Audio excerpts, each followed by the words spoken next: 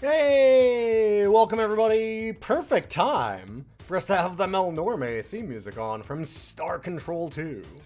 So we're here with another episode of DOScider. And for those that don't know, don't worry about that bit that I'm doing. We have a thing every Monday called DOScider where we've been ranking DOS games for oh god, a year and a half now. We have the full list here up on screen. Oh baby, look at that. More Star Control 2 music. Sick. Getting all hyped up for this. We have so we get a whole list of these. You can check out DOScider.neocities.org to see the list. We've got almost 300 games ranked. In fact, today is extra special because it is that 300. And if you're a sub or a patron, you can go into our Discord. And Discord's free for everybody. But there is a special sub-zone where you can put in requests for games. And we do one request a month for subs and patrons to add to the list. So without further ado, we finally had 17 gay emus had requested, after I've talked about it over and over and over, Star Control 2, one of my favorite games of all time. Not that I can say that yet, because we gotta sit here and actually do the ranking, right? So here, let me just boot this up, and wait, shit. Wait, what? No, it's 2, not...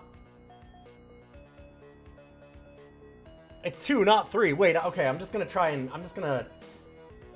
Listen, just one moment.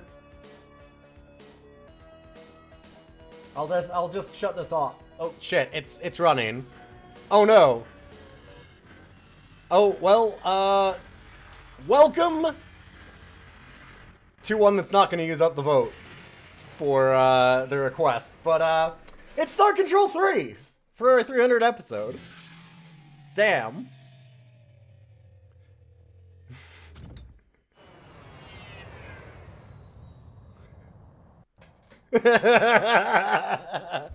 Okay, listen, I'm gonna defend myself here for a moment. Just for a moment. We will rank Star Control 2 soon. We will rank Star Control 2 soon. However, it's my birthday next month. Hey, listen. My birthday is August 25th. That's a Monday. That's when we do this show. I'll do Star Control 2 as a treat. Is Star Control 3 considered bad? I didn't think you've ever played any of these. So, Star Control 1 and Star Control 2 are made by Toys for Bob, which, actually more modern, is known for Skylanders, weirdly enough. They've been around for a very long time. They are an interesting little company for sure. They got bought out a long time ago by, like, Blizzard Activision, which is why they've been doing that. And there's been like a huge fight over the rights and stuff for it. Because, like you said, is this one supposed to be bad? You don't think you've ever played these?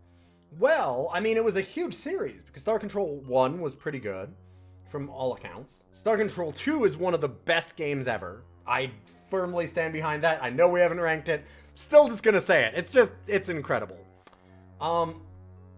Star Control 3 got given to Legend Entertainment and is universally reviled and destroyed the franchise, which is why you do not have another Star Control for 20 years.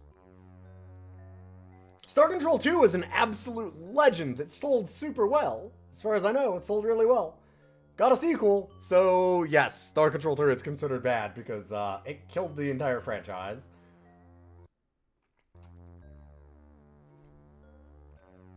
But they, Accolade, which was the publisher, not the developer, obviously, decided to change over from Toys for Bob to Legend, and it became this. I have also never played Star Control 3. Maybe it's good.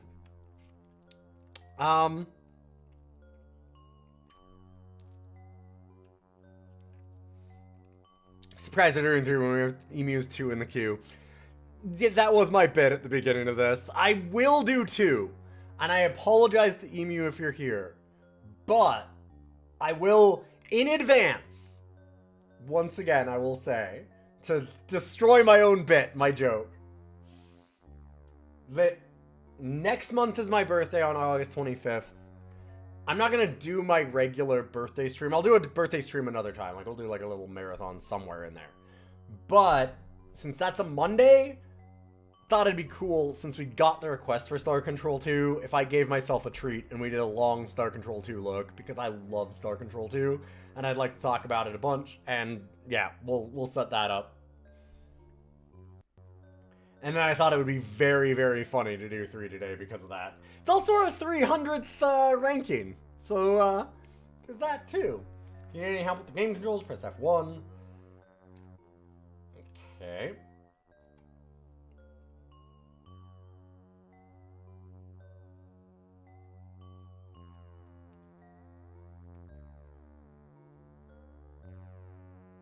On all screens, put the mouse pointer over an item or button, click the left mouse to activate it, or make a choice.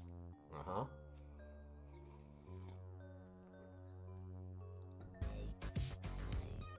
Hey, Aviancer! Welcome, welcome!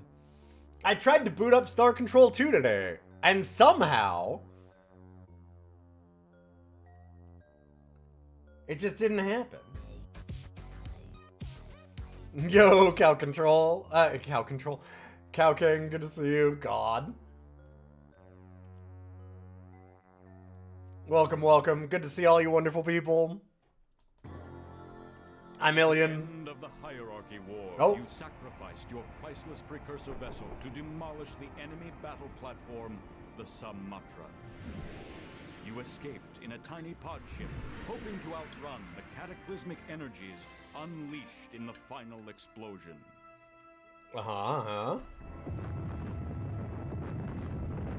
Sure, that's kind of like the ending of Star Control 2. The massive energies unleashed in the cataclysmic maelstrom ripped a hole in time and pulled your escape pod into the near future. You witnessed a great battle at the galactic core. A vast armada of the galaxy's great sentient races stood poised against an unknown enemy as reality itself hovered on the brink of interdimensional collapse. You lost consciousness as you watched the sentient races die, screaming, their life energies sucked into the void. Sorry, what? Your escape pod then hurtled back through time and space to your home quadrant. Back home, your allies celebrated your victory as reality continued to deteriorate. Suddenly, hyperspace travel stopped working. The only form of interstellar travel left was your newly built precursor vessel. What? You hastily formed a union between your old allies and the defeated hierarchy. I'm sorry. Explorer groups warped toward the galactic core in search of a cure for a dying galaxy. What? What? That's not... Okay, you know I said that was kind of like the ending of Star Control 2? Yeah, the rest of that is, not. And yes, H-Monk, good to see you. There was a Star Control 3. You wouldn't have heard of it because of... It's Star Control 3. Nobody likes to talk about Star Control 3. Toys for Bob made 1 and 2. Star Control 3 was made by Legend Entertainment Company, which, did... Actually, I'm kind of curious. What else did Legend Entertainment Company ever do? ICOM Online.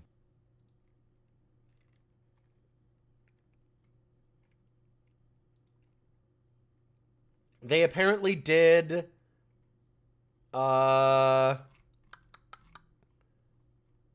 Spellcasting 101 was their first game. Then Time Quest. Here, let me just read through all of their stuff. Okay, Spellcasting 101. Sorcerers get all the girls. Oh, God. Then Time Quest. Then Spellcasting 201. The Sorcerer's Appliance. So they were making fucking knockoff Leisure Suit Larry games. Then they did Gateway. Then Spellcasting 301. Spring Break. Then Eric the Unready. Then Gateway 2 Homeworld, then Companions of Xanth, Deathgate, Superhero Legion of Hoboken, League of Hoboken, Shannara, Mission Critical, Star Control 3, Callahan's Cross Time Saloon, John Saul's Blackstone Chronicles, Unreal Mission Pack 1 Return to Napali, Wheel of Time, Unreal 2 The Awakening, Unreal 2 Expanded Multiplayer, Terminator 3 Rise of the Machine.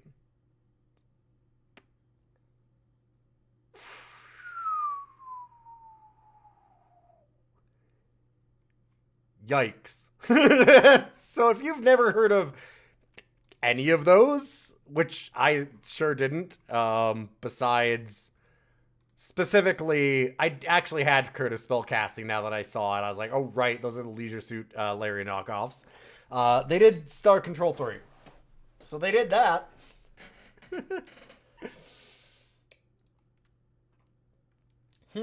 Yeah, the fellow in the bottom right's very familiar. It must be from Star Control 1 or 2. I wouldn't know. I never played Star Control 2 on stream for ranking this yet. We're 300 games in. We got a special request this week to do Star Control 2 from our subs and patrons.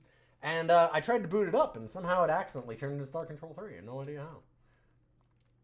Yes, hi, what is it? Sir, this display represents your primary interface with the ship-wide interconferencing and monitoring system, also popularly known as ICOM. This system is available to several autonomous ship functions for the recording, reporting, and transmission of important League strategic and tactical information. ICOM also represents the central repository for League intelligence materials and can be called on to assist you in the planning and execution of League operations.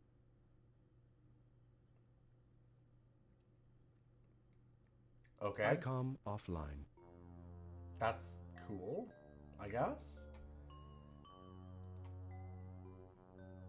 Oh boy. So I had looked through a little bit of the manual here, but good lord, it's more than I realized, because this game actually has an actual colony screen that you even need to do.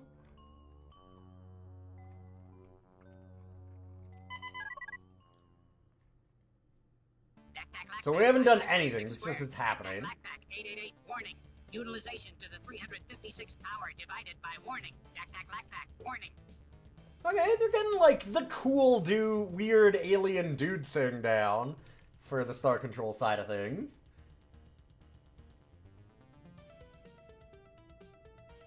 We're humans from Earth. 5299 and 58X. Warning. 321B. Avowal.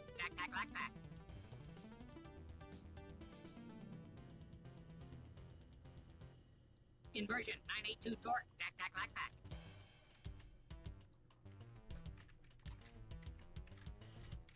Okay, why am I not able to move? Oh, God.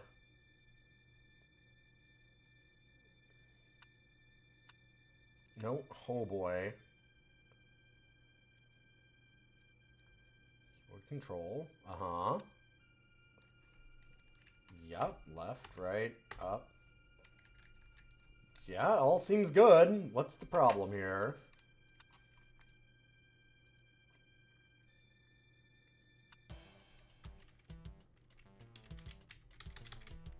It is not responding. Here, hold up. Let's...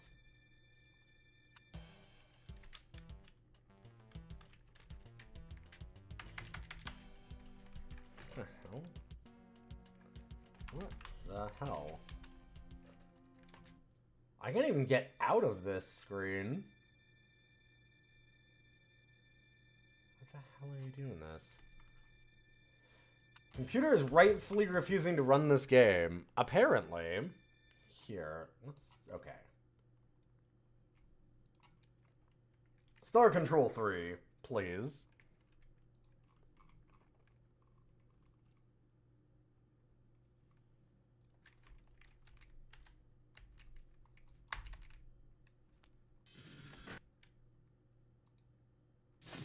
Okay, so we learned all about the space-time portal that didn't exist at the end of Star Control 2, but hey, it sure exists here, so why not?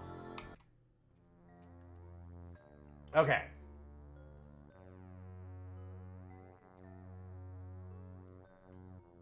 So we can look at our colonies. Artifacts that we have. Our ships. Fuel. All that stuff. Huh. They really, blew out the stuff that you need to do, apparently.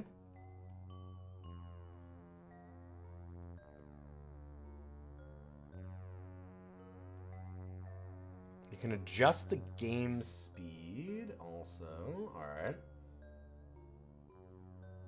Text to voice is on. That's all good. No. Resume. So if you're looking at Quadrant, this is our system view. So we're currently at our Earthling colony. And we have somebody coming in to see us. Or we're going in there. Hi, Captain. There we go. Boy, are we glad to see you. Any problems getting here?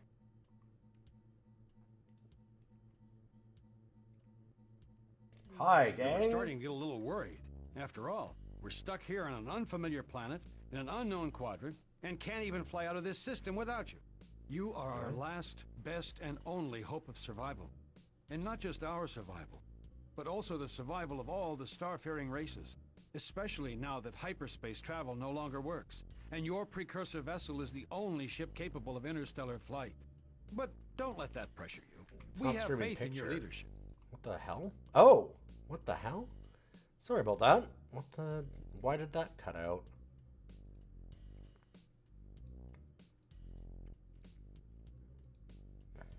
Here, let me see what's going on.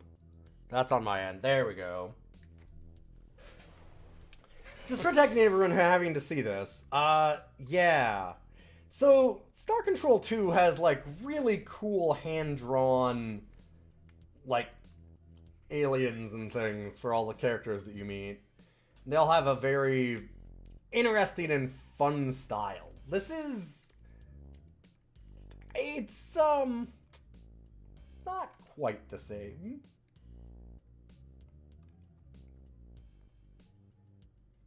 Alright, now let's get down to business. The first thing we need to do is find the other League races. They've been scattered all over the nearby systems by your precursor vessel's warp bubble transport. Okay. How can we help? Yeah, what? The Earthling cruiser was built primarily for exploration, and not as a pitiless weapon of war. But we hold up pretty well in combat. We're not the fastest, but we are maneuverable. We have a short-range point defense laser, but that's best for incoming attackers. The main weapon is a long-range homing missile. The best tactic is to keep the enemy at bay and pound them with nukes from a distance. So the funny thing is, they're talking about like, oh, well, it wasn't made for war.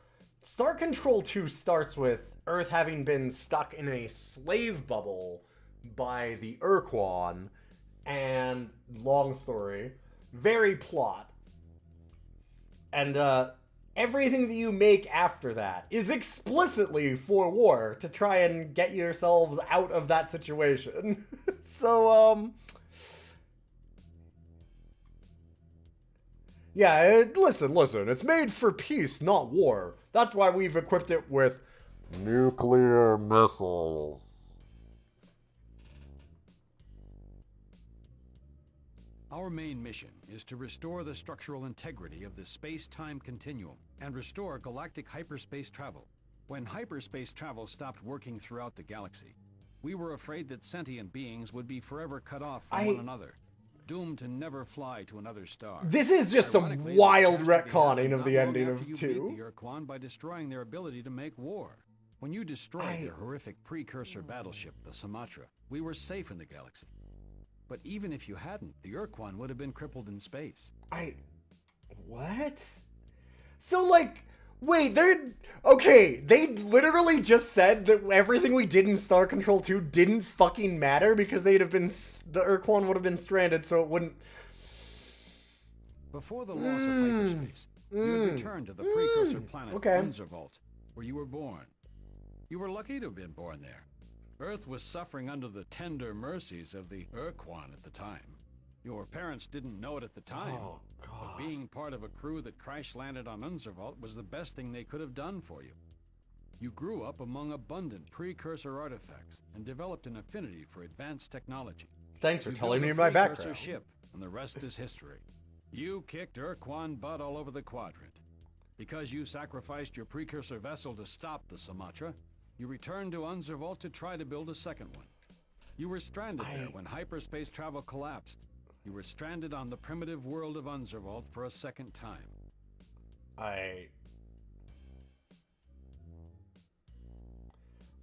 What is this music? Can we just listen to this good music for a moment?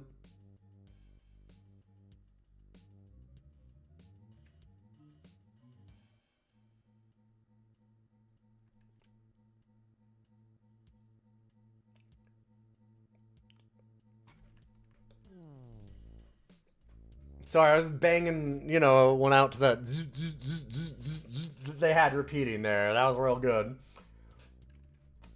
Alright, go on. All the Allied races were sure they were stranded forever. We cursed our unworking ships that could not take us beyond our solar systems. And then you showed up. You had not only been able to build a new precursor vessel, but you found a way to circumvent the collapse This is of a hyperspace. lot of story. They're just... Your new vessel did not rely on hyperspace. What? But used a hot new precursor technology you discovered. The warp bubble transport. Most people had never even seen a precursor vessel. You had piloted 2. So...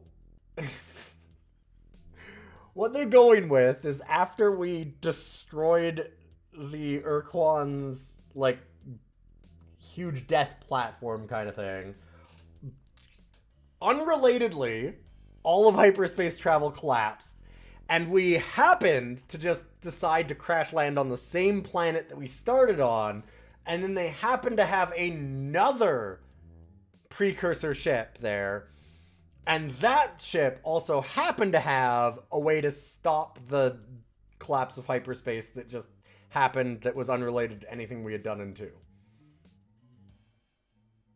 Holy shit.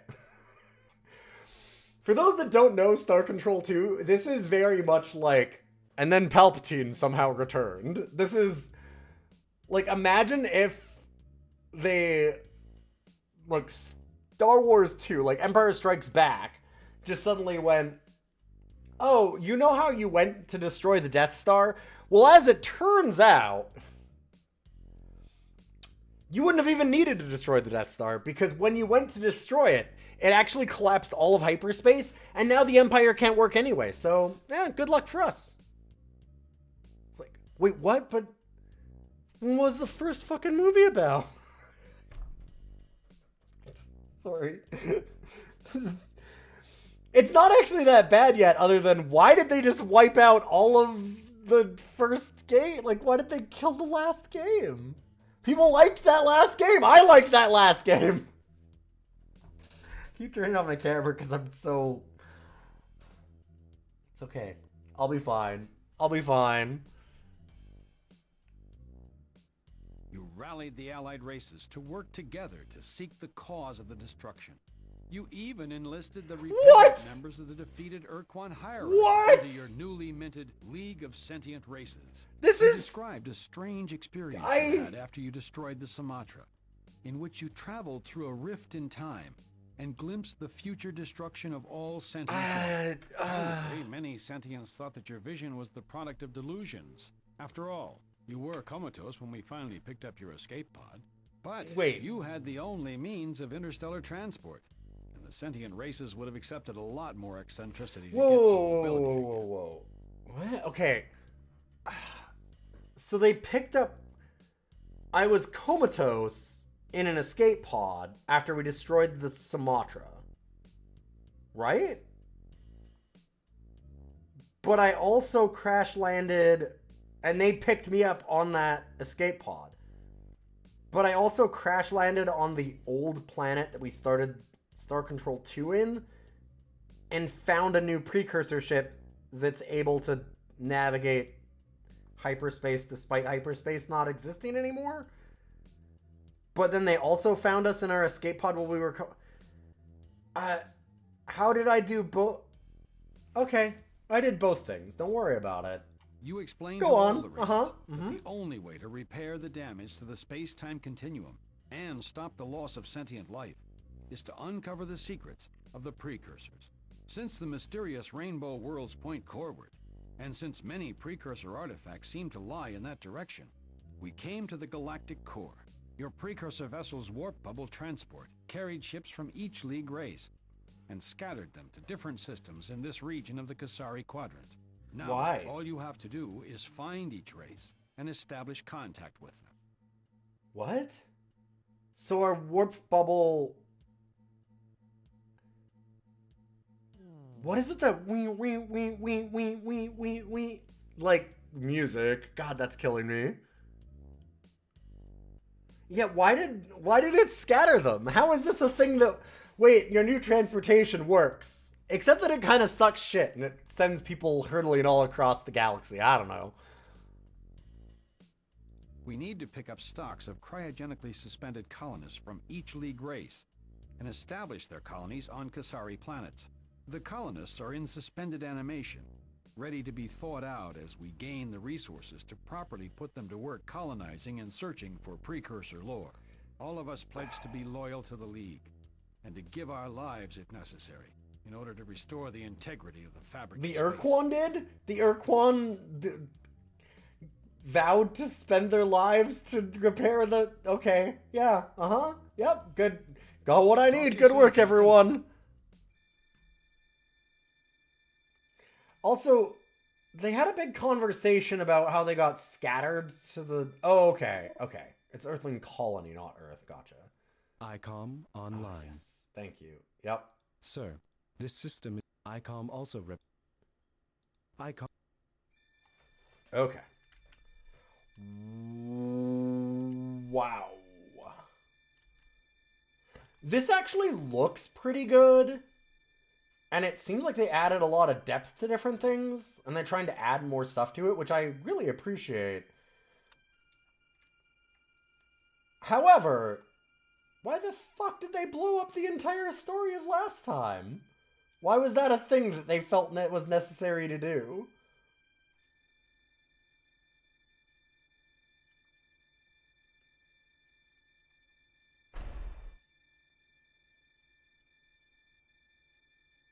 Factory progress. Ship built. Okay. Can I... Hold up. Oh, we're about to have contact. There we go. You're not sentient, are you? 5299 and 58X. Tac lac tac. Warning 321B. Avowal. Tac lac tac. Inversion 982 torque. Tac lac tac. Why is this not responding? That part's killing me.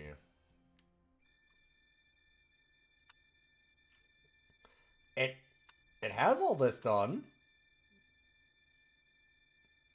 Should I just let the computer take over? No. I literally can't do that, which is funny.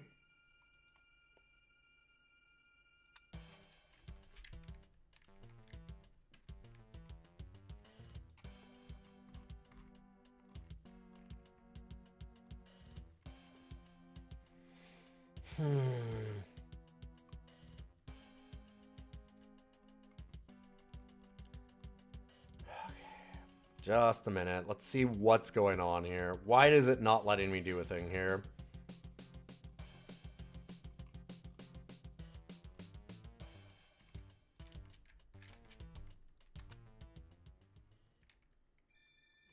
I can hit escape. I can go to fight.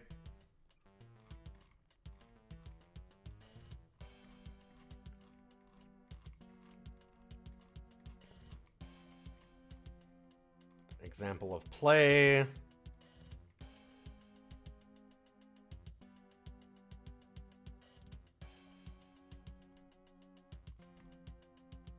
Sure is flashing.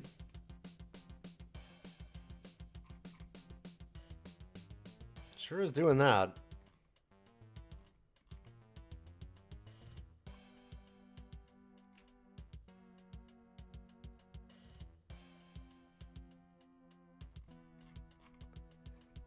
It feels like a ship selection.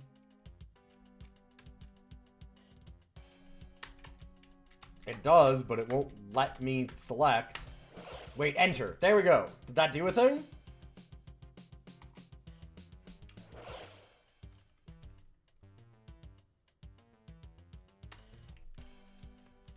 Oh my god, okay. Wow, this is fast. It's going so quick. They decided to do it in 3D. Oh, this is,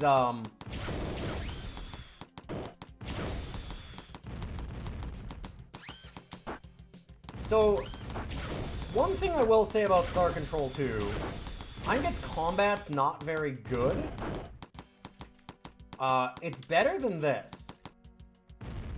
Oh, this is... Oh, wow. I win.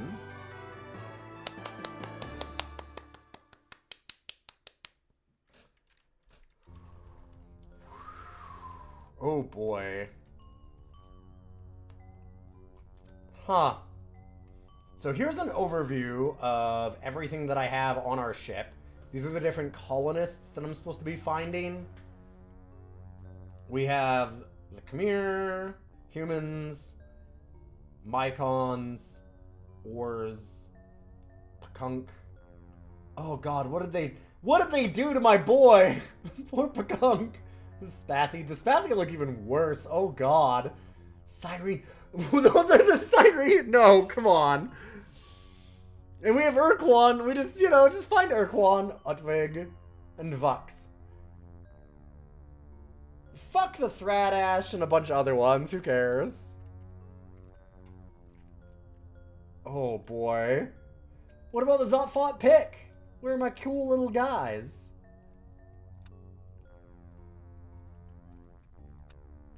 You were joking about the Mycon and Vux, right? Like, why are the choices for characters that they would keep in here as the aliens that they're going to keep around be the Vux, Urquan, and the Mycons? Why would those be the choices? Like, I can understand why they'd skip some, but it doesn't... God, this is impossible to, like... Why is it spinning? Why did they do this?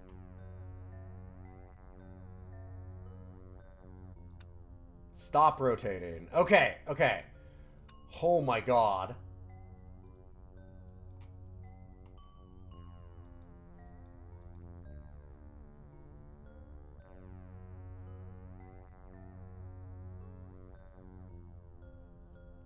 So we could have looked down at our colony. Let's go and try and find someone else, I guess?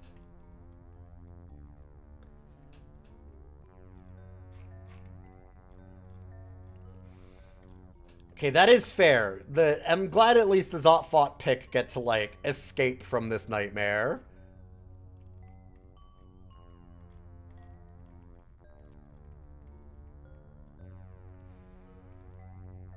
I think one of the worst things about this is it's not, like,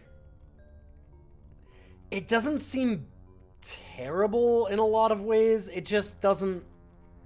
It's not Star Control. Like, they just destroyed all of the idea of their fucking game. Like, they blew up everything that happened in the last 2 games for no reason.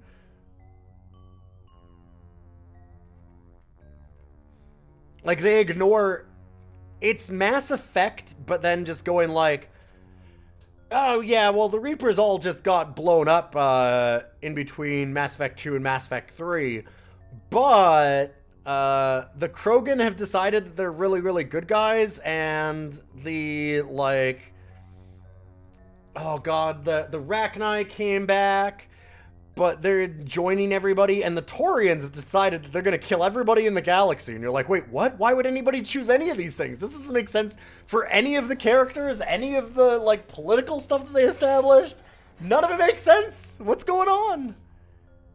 Okay, so we can move the colony fleet. This is so weird.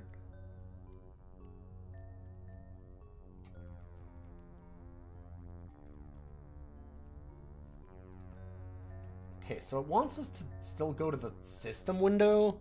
System screen. 3 windows and an icon bar, yep. We can get sensor information by scanning it. Scan a planet or moon in the system window to get the basic sensor information.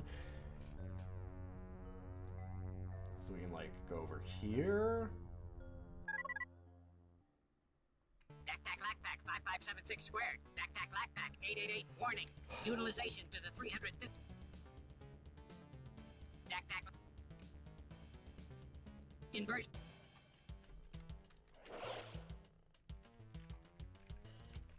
Alright, well, let's, So it's waiting to select its ship is what's going on. That's why it's taking so much time to load in.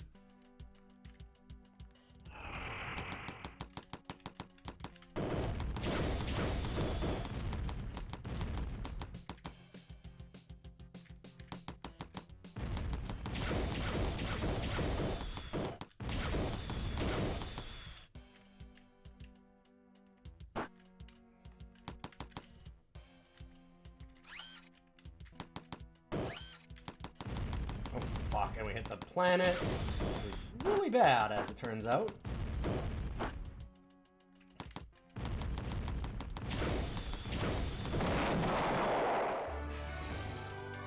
Ooh, barely made it out. Ooh, that asteroid almost killed us. Okay. So we have an anomaly.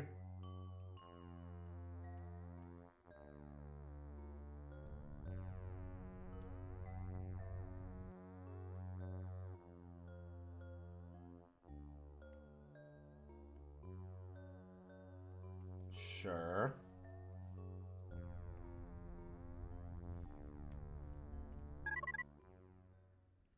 Hi, Captain. How can we help? Hi, Talk to you. No. Can I... Let's go look at our colony. There we go. Although, no. I was going to transfer over... Yeah, resource units. I had wanted to transfer over, like, actual pilot people or something. Because, like, it's got 40 out of... There we go. There we go. Okay, there's the ship crew transfer. I'm like, I'm a little worried about how few crew we have.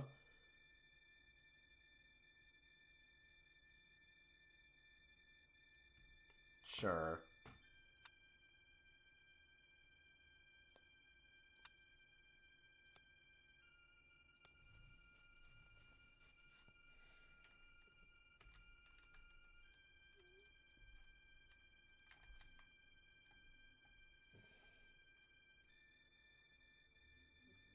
This makes me think of Pandemic Legacy 2, where after you save the world from the pandemic you were playing in the first game, there's another disease that destroys the world anyways, and it just starts there. I mean, that's bad, but it's also, like, that's a pretty low story board game. Star Control 2 is like this extremely intricate, like massive universe full of information on like 24 different aliens that all have like different things about them. A lot of it's goofy and fun. It's not all serious, but it's heartbreaking, honestly, in a lot of ways, that they just decided to do this. So you can change resources on each of these for a factory. Okay.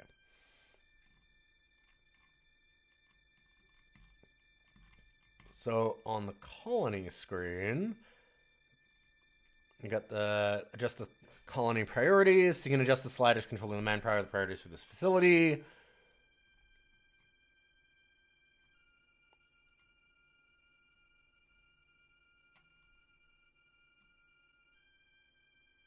So you can get mines, factory, make a star base, so use them to make starships. Sure. And you can do research. Okay.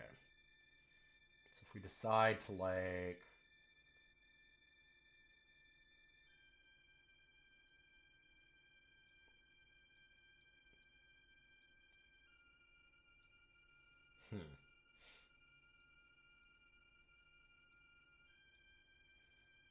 How would I actually do more...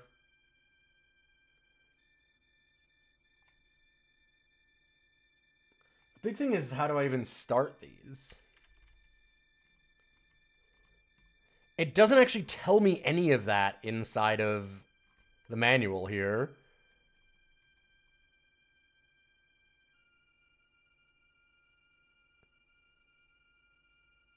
As a facility expands, its capacity increases. Total manpower assigned to all facilities may be slightly less than total production of the colony. Huh.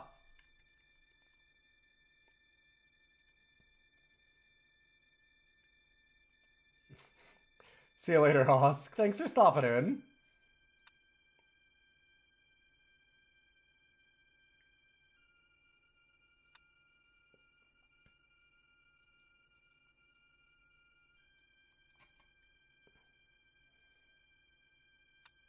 So then we go from here. We can... It's a very deep game. I'll give it that.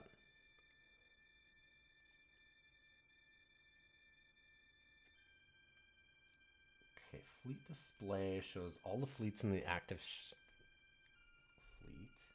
So is this the colony? There's the colony. Okay. So move the colony fleet. Click on the planetary move and move the colony fleet there. When the colony fleet is over about the planet rotates.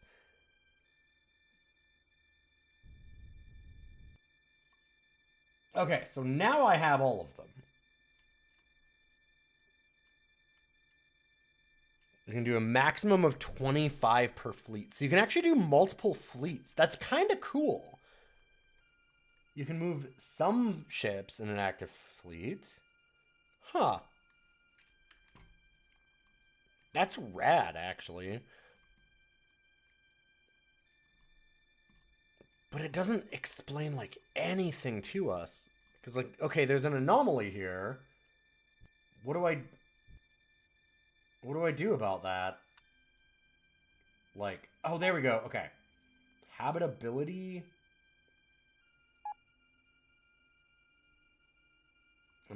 Is that a scam?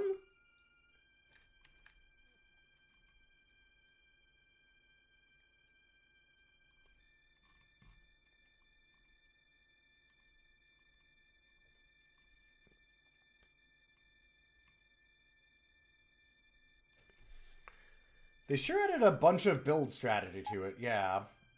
Okay, that's... How do I scan that anomaly? Create dig.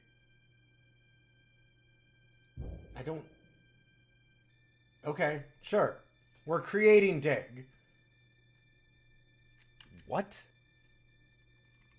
Yeah, they made the Spathy very fleshy. I don't love it.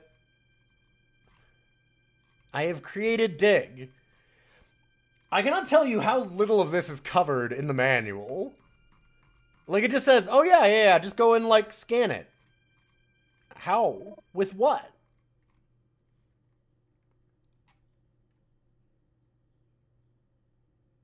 Okay. That's... Sure.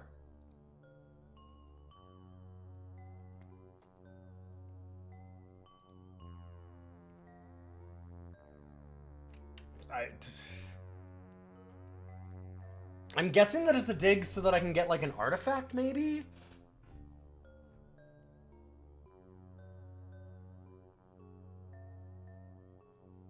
Like, what is... So is this showing... Oh, habitability scan. Okay, I see. It's always habitability scanning, and it's letting us know where on a planet each species could live? I guess?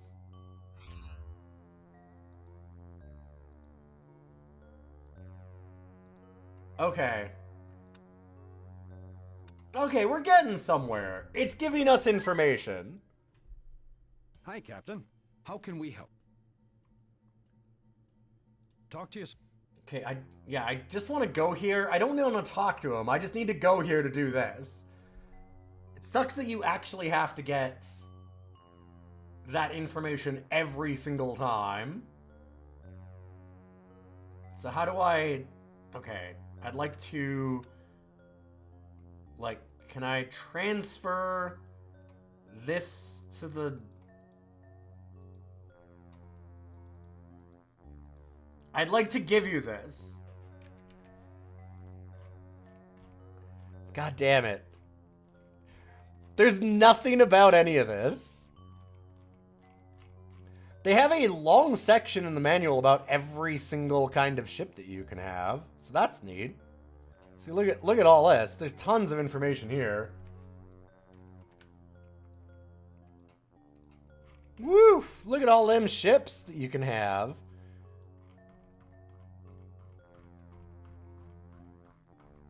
That's, I mean, cool. Here's all the different aliens. Yeah, cool, cool. There's dialogue. All right. There's... This shows what artifact is being researched and its progress. Okay, how do I give that over? Adjust colony priorities. Just the sliders. Okay.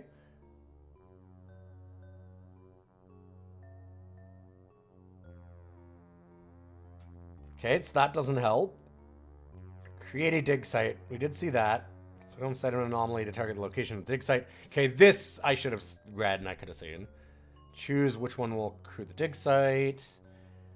Complete and dig will take some time. When the dig is completed, crew is transferred back. Those artifacts of immediate interest.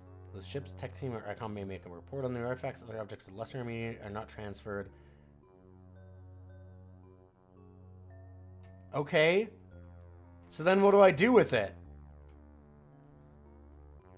How do I drop it off again? Fucking God.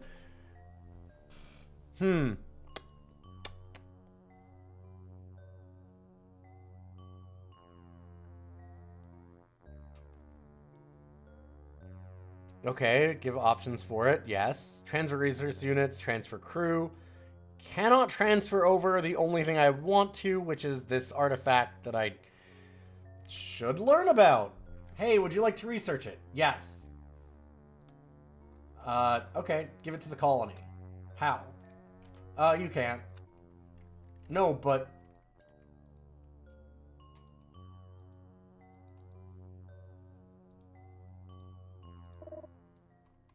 Hey, can you maybe... ICOM online. A signal received from an emitter on Goshen 4 confirms the presence of a Spathi colony. Okay, so it's just telling me where to go. A signal received... A signal received... A signal received... Jesus. A signal received from... A signal... Oh my God. ICOM... Amazing.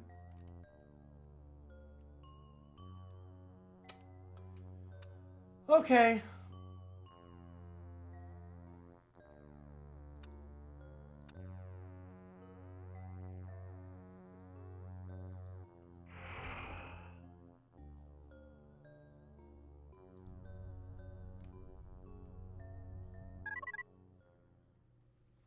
Okay, I found Goshen and warped in. Oh, we're still on the manual. Yeah, I apologize. My safe and God, sorry. I'm losing my mind here. our new solar cycle. I'm saving you from this fleshy Especially spathy. rude, since my physical system is not yet adjusted to the new day length. I'm sorry, I have to show it to you. Okay, but I fine. Fine. I'll show it. Threatens to rain down radioactive death upon us. Oh no! Compounding my fright is the hideous, bloated green monster that looms before me on the view screen. Our end is at hand. We surrender, oh merciful evil alien. I, Niffawan, regent of the ruling council of the Spathy colonists, officially surrender. We will reveal all League secrets to you and give you all our storehouse of minerals. Would you like to know Why am the I a weaknesses green of the monster? captain of the League? He is a megalomaniacal tyrant, but a softy for polite rules of colonization. He's a sucker about forgiving his allies for any sort of indiscretion. Now please don't... Wait. Echo. Who has been fiddling with the color and contrast controls of my view screen? This is the second time this week! Yikes! It is the Hunan captain of the League of Sentient Races. I didn't mean it, Captain. Oh god, this fleshy spathy.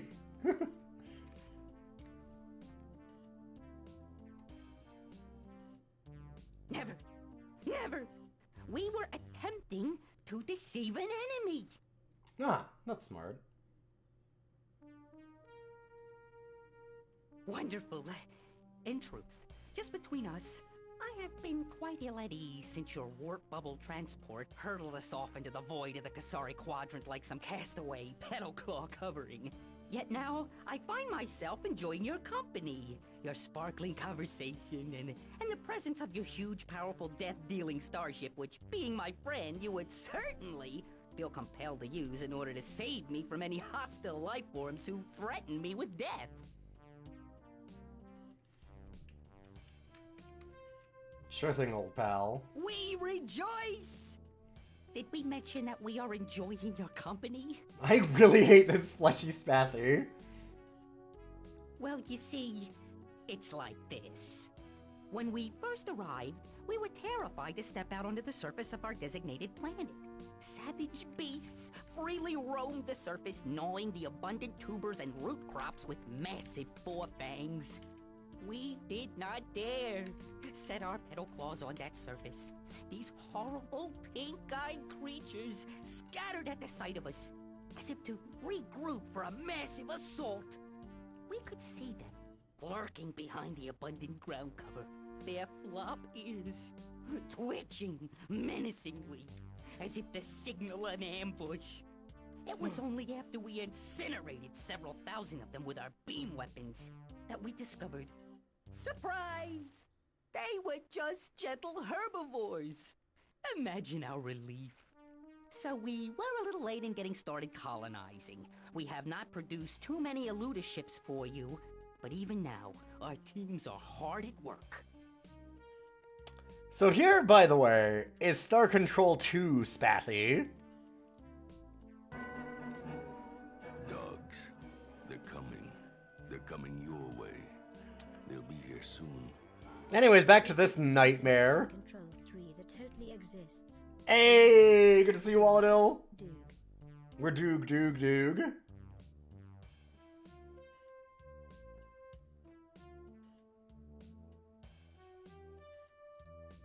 Not bunnies. Huge, furry rodents with Why would they know what massive bunnies are? legs. Okay, bunnies.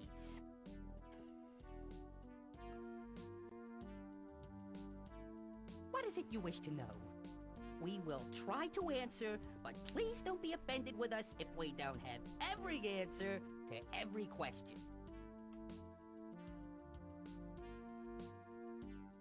Though we know you intend to seize the fruits of spathy adulthood and whisk them off into the trackless reaches of space and launch them against monstrous, slavering aliens who drool for the tender gush of...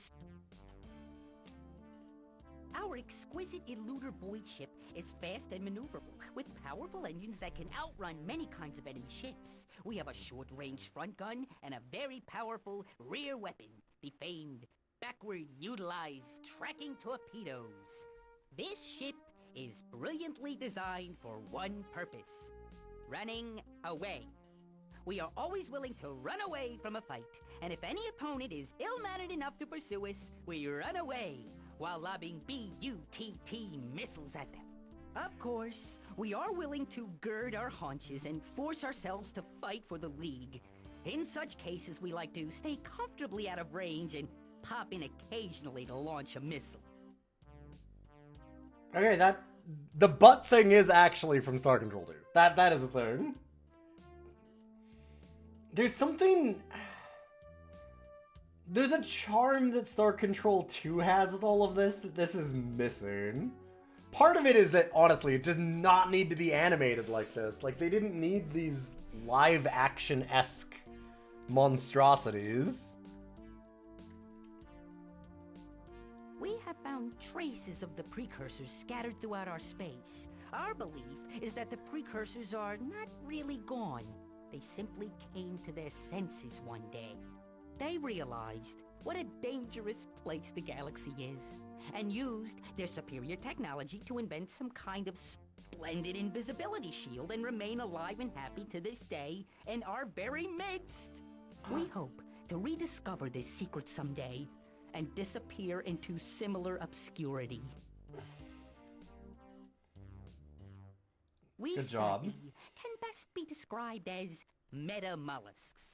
We are intelligent and clever, but perhaps not very cunning. Each day when we awaken, we call forth the traditional Spathy prayer. Oh God, please don't let me die today. Tomorrow would be so much better. I wish that I would love to see the actual puppets for these, yeah. Must you take your sheltering, protective precursor vessel away from our skies so soon? Very well, but return soon, Captain.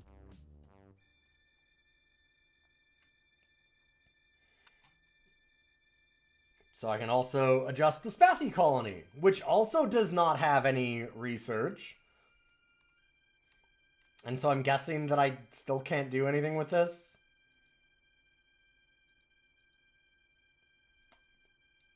Neat.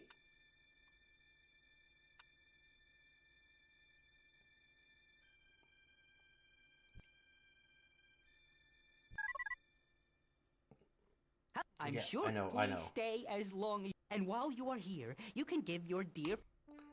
Yeah, I got it. Very good. Keep up the good work. They had... There was a whole bunch of ships here. Where are these? Because they're not in our group now. If we look here, they're not here. Is it? Oh, there they are. Okay. Pater. Right. Captain, we found a large cache of precursor records about genetic engineering. Evolutionary development of sentient and non-sentient species appears to be a consuming passion for them. We'll continue to update you as we translate them. We're on it. That's... Okay.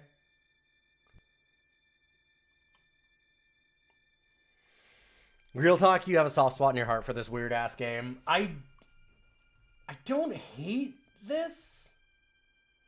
I hate what they decided to, like, do for story, which was blow up all of it. that part's less than cool.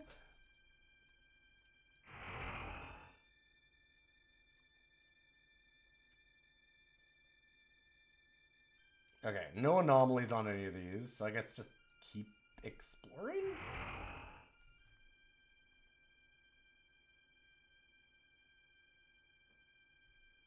Do I have to go to them to scan for anomalies? Maybe? I don't know. It makes all of this very unclear.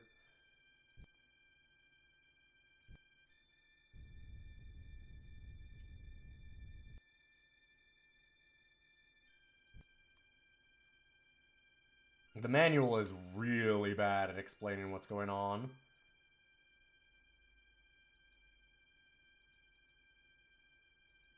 Okay, can I... I'd like to... Can I go there? What? Something there. Here, let's save.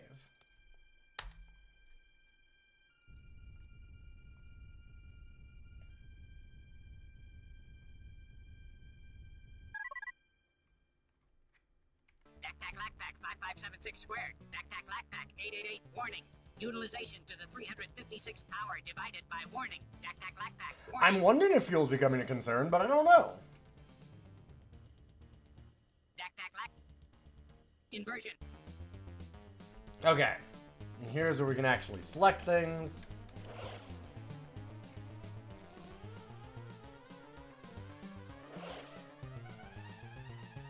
The loading into this screen is very slow. Like, look at how long this takes.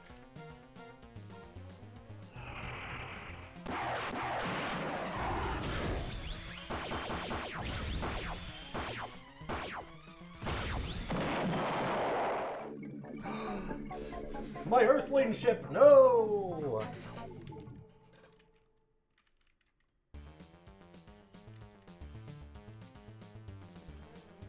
I have to say, it's always the worst part of Star Control 2 also, was the actual fighting. It was terrible.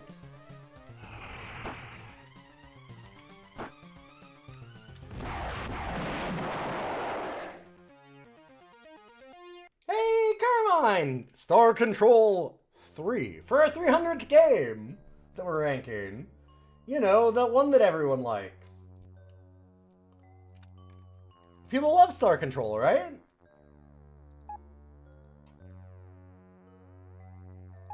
Okay, how did I get the dig last time? I just went...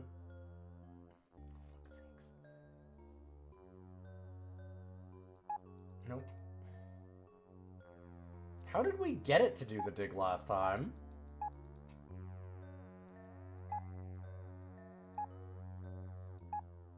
There we go. Okay, we have to do that as a lander and then hit dig. Okay. Okay. I think I got it. And I've got a new artifact that I still can't do anything with because it's not telling me anything about them. Cool. This is at least a top 3 Star Controlled game for the DOS.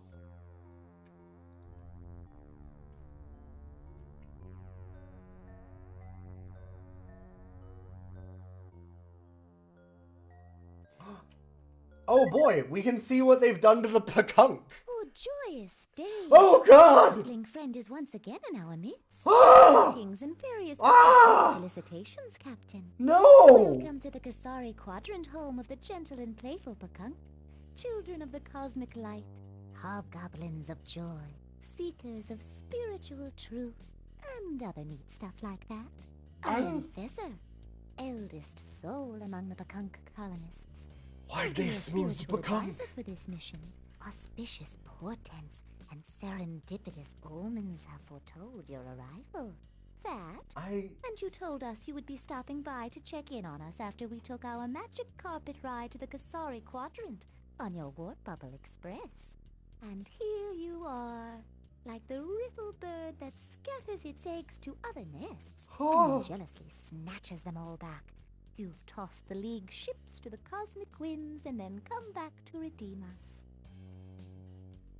Mods asleep, post smooth Pakunk. Never ever post smooth Pakunk! Why is the Pakunk smooth? Oh god, they smoothed my Pakunk!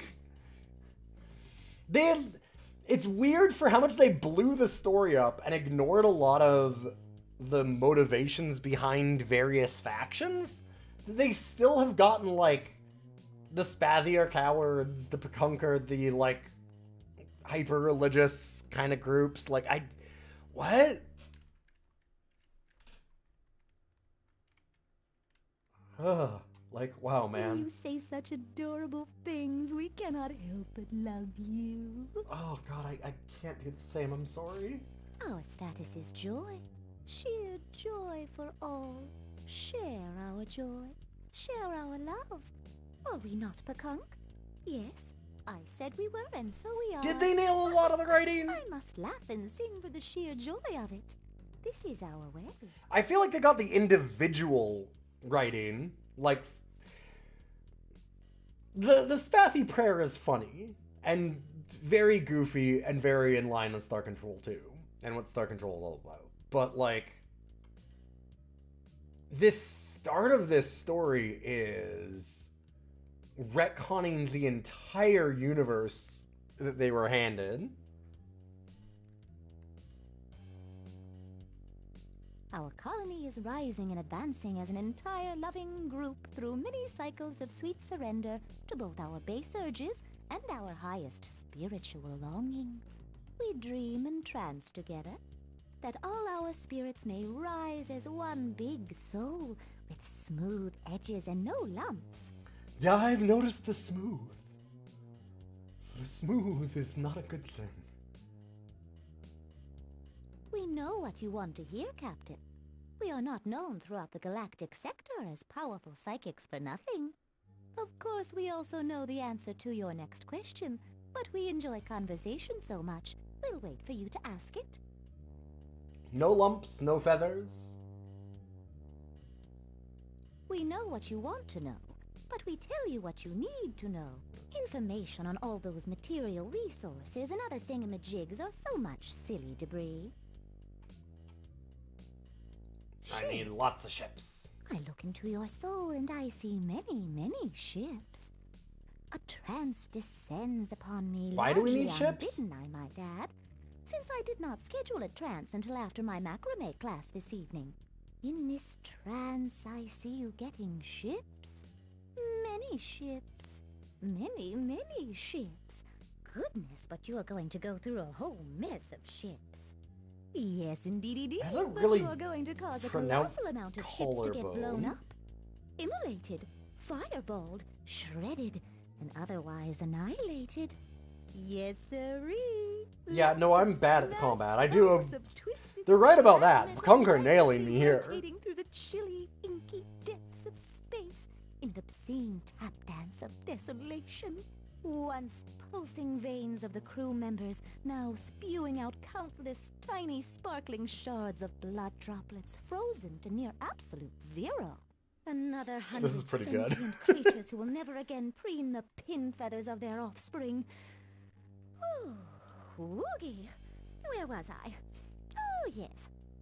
Certainly you may have our ships, since you are our friend, our good friend. Take all the Pakunk Furies you want. We'll fill them with crew right away. And send them all to their deaths. Alright.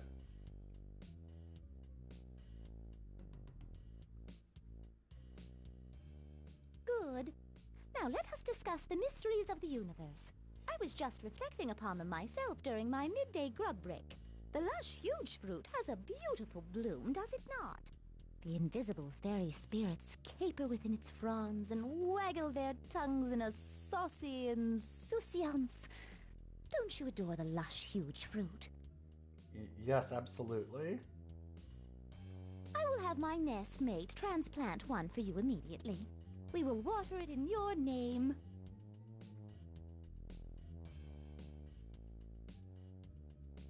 I'll look forward to that moment. Your aura is now shot through with such crinkly stains of burnt sienna. How may I enlighten you with this? Although some believe that we Pakunk are the precursors, we always shake our heads in that delightful way that makes our necks feel such a nice stretch and say, if we were the precursors, wouldn't we know about it? Though perhaps the precursors were our spiritual forebears, we still feel the ripple of their greatness on the celestial winds. The precursors became sufficiently enlightened to know that all their great creations did not bring them salvation, and progressed to another configuration of being. Okay. So we now have another colony we can look at. And not do a lot with. 'Cause, like, the Starbase is making ships, sure. Great. But, like, there's no research facility, and I can't make colony efficiency 100% research. Is it? Is it, game? Is that a thing that's happening? Because it sure doesn't seem like it's happening.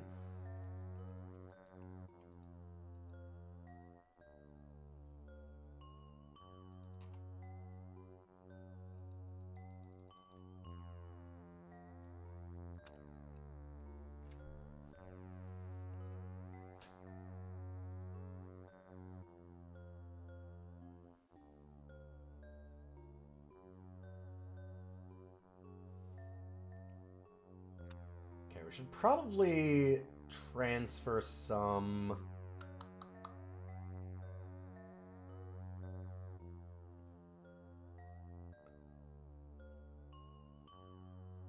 It's probably good for us to have a little bit of a bunch of these.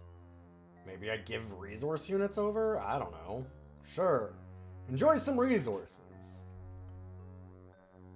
So my fuel is going up.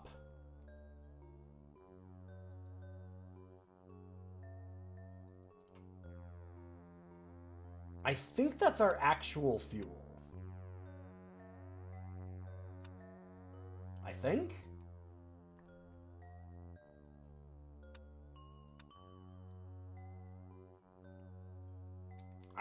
Maybe?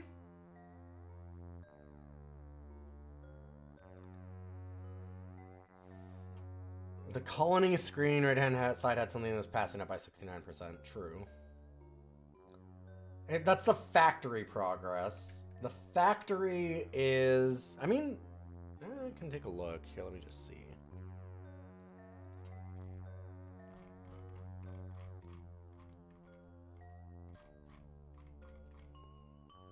Check fuel range. In navigation mode, student stars indicate you have enough fuel to go there and return. Green indicates you can make a one-way trip. Purple indicates star out of range. Because the map's three-dimensional, some are purple and some are not. Purple being out of the range. Gotcha. On the colony screen. Yes. Okay, so the factory will produce facilities first according to need.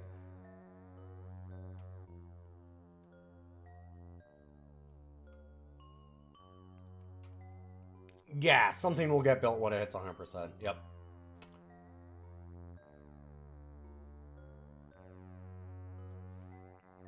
So that's all just automated. So I can't do any actual base building here in a lot of ways. Like, you can do the sliders, but what you're building and everything just doesn't change. That all just happens.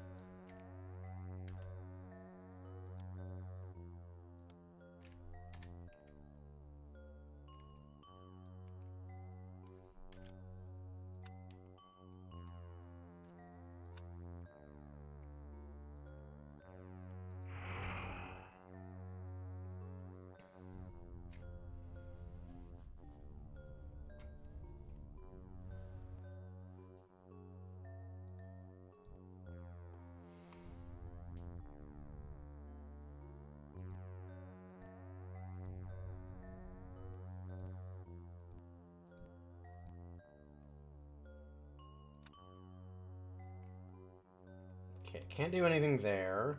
Can I... How do I remove those? There, okay. Like, what if I want to see other things? So we have a colony here, and also a bunch of seemingly hostile groups, maybe? Huh?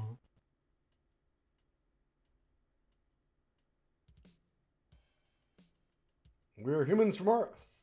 We come in peace. How may we classify you, fellow sentients? Please don't blastify us. Us don't wanna fight with you.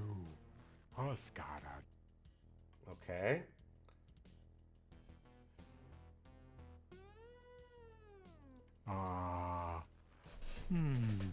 It's not radish.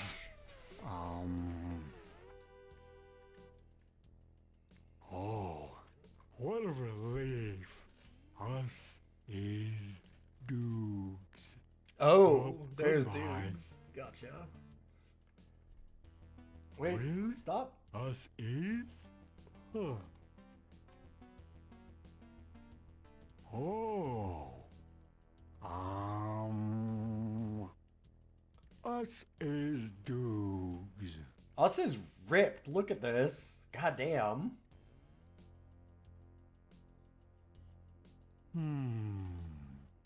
Us have to leave.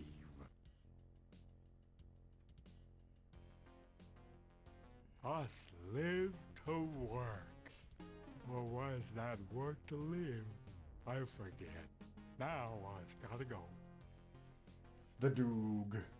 Uh-oh. Now us are in trouble. Us don't wanna be in trouble. What? Us don't wanna be in trouble. 'Cause being in trouble is bad.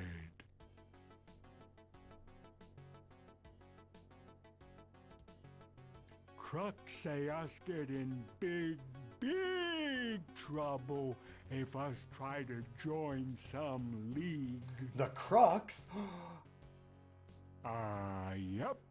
The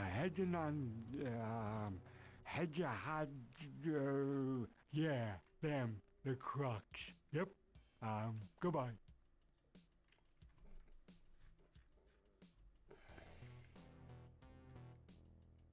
Crux is big.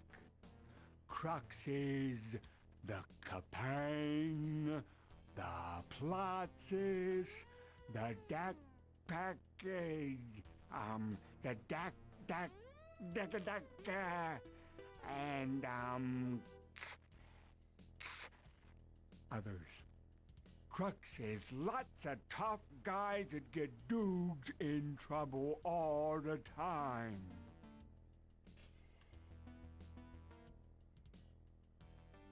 No, can't leave. Not for long time. 'Cause of our big... Wait! I can't tell you. It's a secret. Us gotta leave.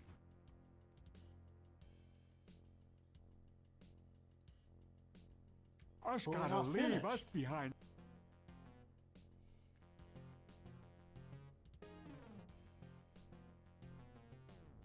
You making us late with all this talk, and then us will have to fight you.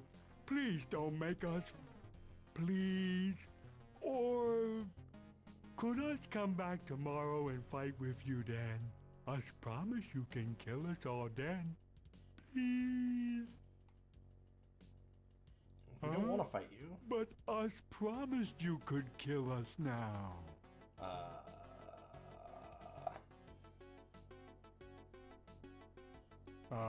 Nothing. Yeah, I'll like, we'll release you. Yeah? Really? Huh.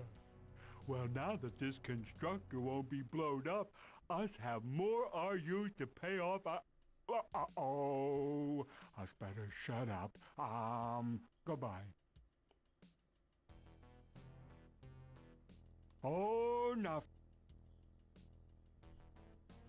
Oh, well, in that case, you'd better kill us. Us can't tell you about our really big, you know, about that. About our debt? Crux says us can't tell, so us better fight now, huh? I was thinking, no, it was the Druge. I was thinking, like, are the Crux the group from the first one that were very, like, hyper-capitalist? But I'm like, no, that was the Druge. The ones that feed their own crewmates into their engines to get superpowers.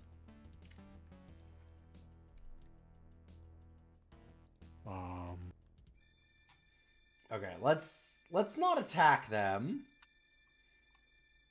The good Doogs.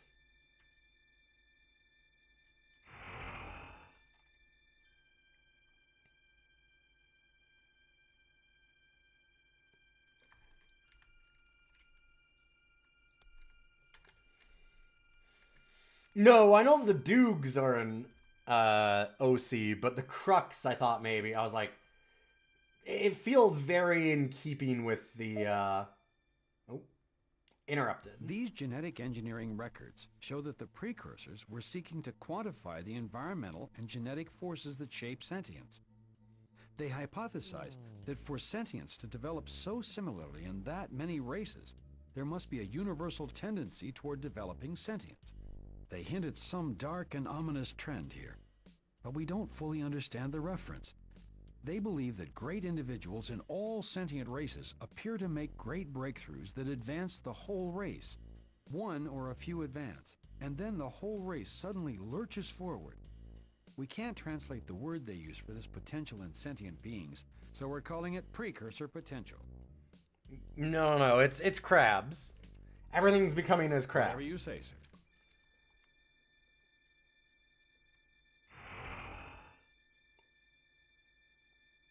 Yeah, we know. Real ones know. You can really see what effect this series had on, like, Mass Effect, though. Hello! Oh, is our good they friend brought the Vox. human there? Sure. Oh, there you are. My view screen. Yep, that's how I imagined the Vox to be. How pleasant to look upon you again. Greetings, Captain of the League of Sentient Races. Greetings from the Vox colonists. I, Admiral Dox, welcome you to our colony. We were wondering when you would get here. Vox power plants operate at peak efficiency, of course. We had quite a successful rollout of our extraordinary ship, the Intruder, and we are ready to cause immense torrents of pain in all who irritate the Vox, the League. Perfect, great. Please help yourself. Nothing we like more than to give the fruits of our labor to our good friend, the human. Yeah, like, aren't the Vox, like, one of the really awful, terrible groups? I need to actually see what they look like, because they look so wildly different. Right, yes, yeah, okay.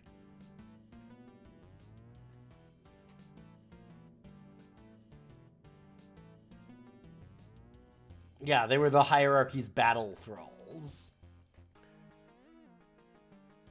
Very similar looking guys. Also, they were green. So were the Spathi, and they made them very pink and fleshy. Because I don't know.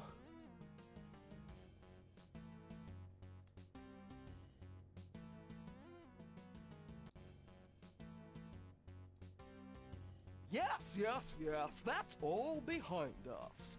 We are no longer revolted at the sight of humans and other sentients. See? I have been looking upon you for minutes without gagging on my own stomach acids. That's great. We will need lots of habitable worlds with great resources in order to assist you best. We'd like to make sure that you allocate plenty of resources to us. Please inform the Vox of the manner in which we can best assist our good friend, the It's human wild captain. they picked a selection of the groups from Star Control 2 to join you on this entirely new mission that they've pulled out of nowhere for Star Control 3. And one of them was the Vox. Why the Vox? Like, not the oh god, no, I can't remember. Pickfot Vox? What, god, what is it? Oh, the Urquan is real weird. Zokfot Pick, thank you. My brain's breaking because of looking at this too long.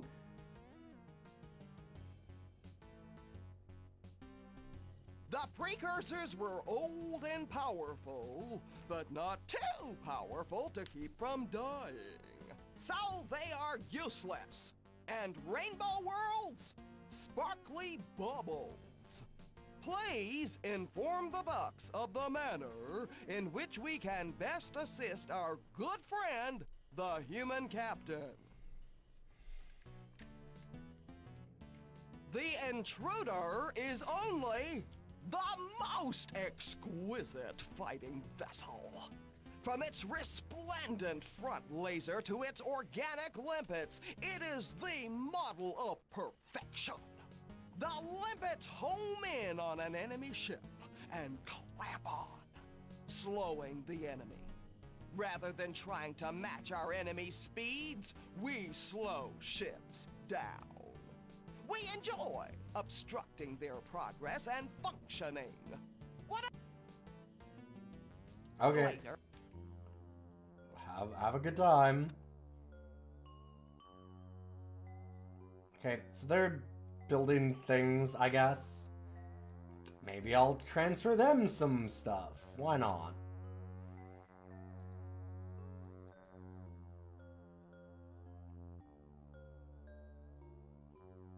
Our sworn enemies from the first game. Seems like a thing to do. And let's get some Vux?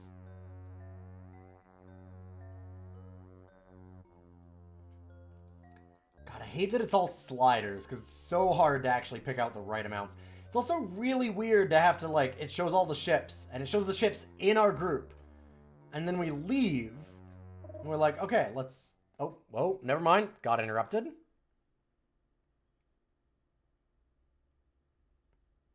I really need to see the Siren and the Urquan.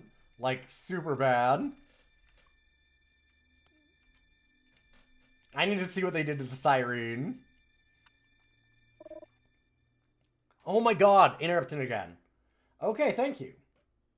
Wait, the Mycon are giving it a distress signal? Like they said, like, Mycon are fungus people. They don't have any, like, scrutable things about it. Wild. Hey, Major! Good to see you.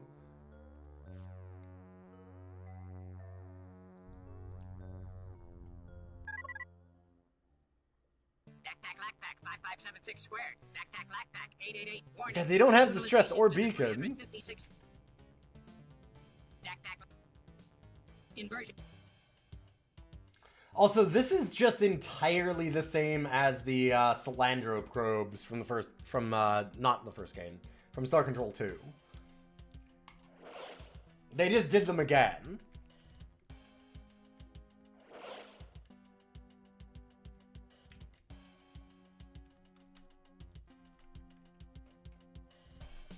I'm guessing Major, you're Ethan? Or, sorry, Ewan? God, why did I say Ethan? Hi, I'd like to, can I...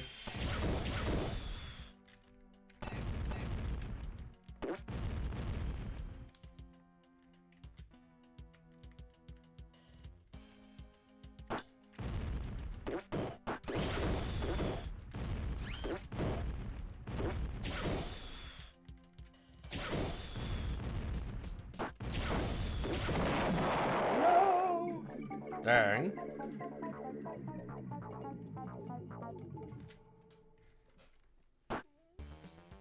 Oof.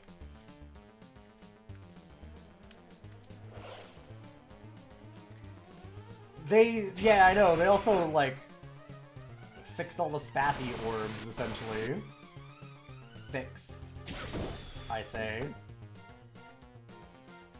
Perfect the way they were before. God, this is so hard to see what's going on. It wasn't good before,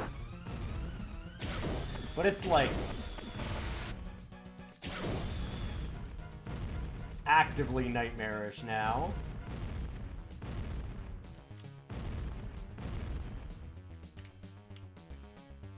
I can't. Oh my god.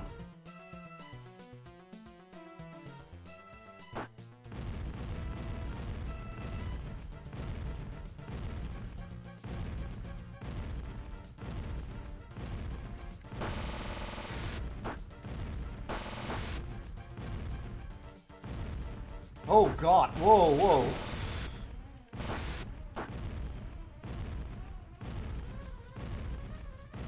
Get back here!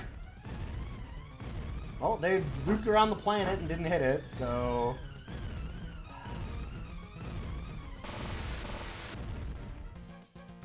No, come...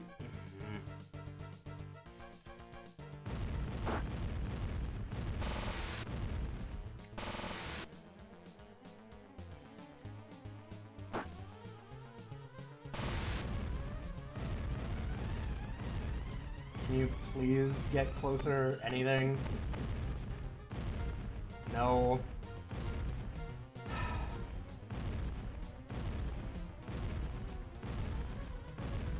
I was gonna stand here and wait until they come anywhere close to us.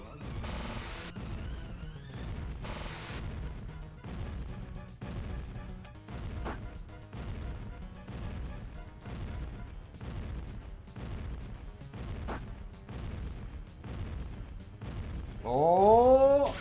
Hey! We got a couple of shots in. Sure.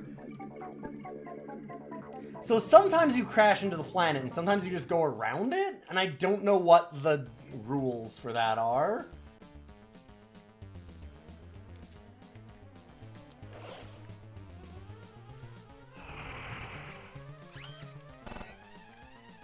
Sure. Win.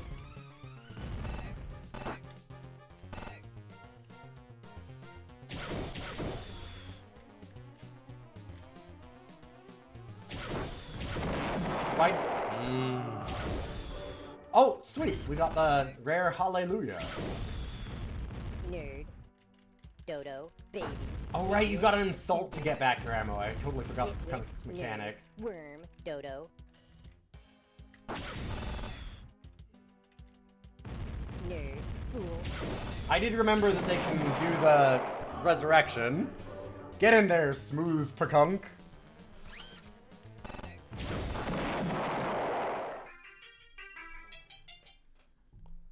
Yeah. It's a coin flip to get back the hallelujah moment.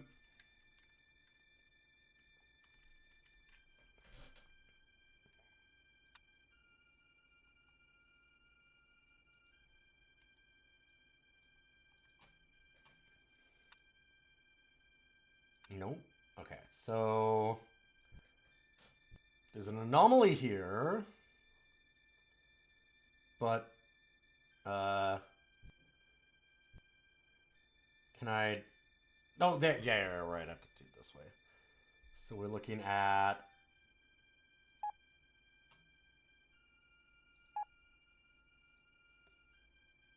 Sure.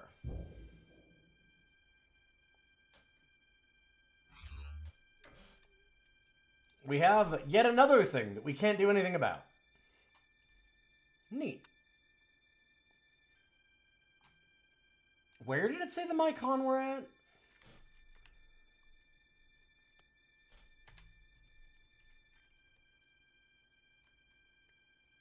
Hey, Super Kami Rose. Good to see you. It's been a while. This game is fun to watch. It's honestly better to play than I thought it would be because I know this thing has a rep.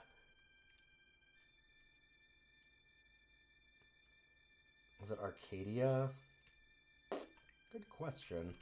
Here, let me do something real quick. Because I want to see the Cyrene and the Urquan for sure.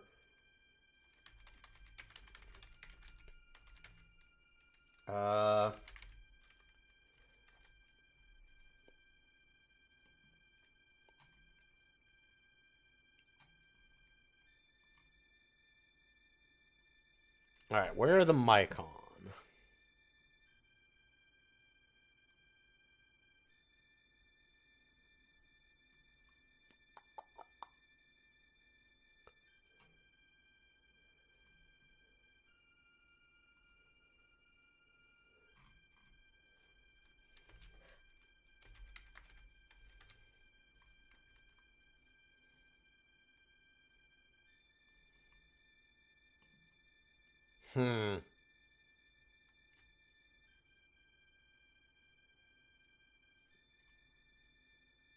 Yeah, I'm trying to look up where all of them are.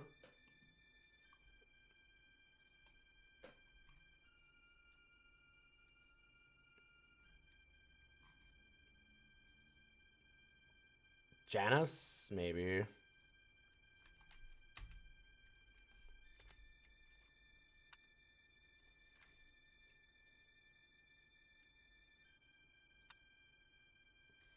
I can't believe that it starts as doing this.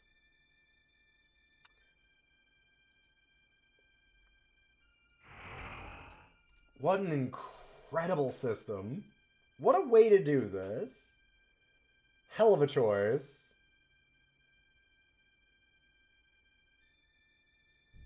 Let's go to the anomaly, which is going to have... Yeah, okay. Gonna have a fight at it. Gotcha. Dak-tac lack-pack 5576. Dak-tac. Inversion. Yeah, they just... This is entirely a thing from Star Control 2, which are the Spathy, or the Salandra probes. There's like a group of malfunctioning probes that do this exact thing.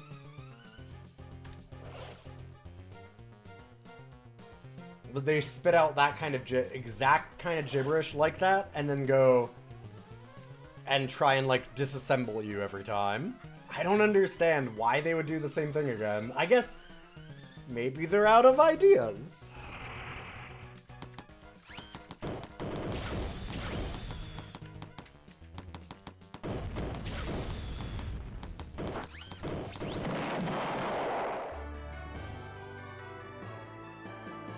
They really wanted these to be 3D models for this. I don't know why, because it doesn't work at all.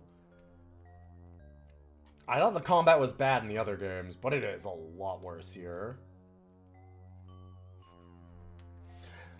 The Dukes did mention them as a member of the Crux. They sure did. So apparently they're a member of that, but we don't know anything else about it.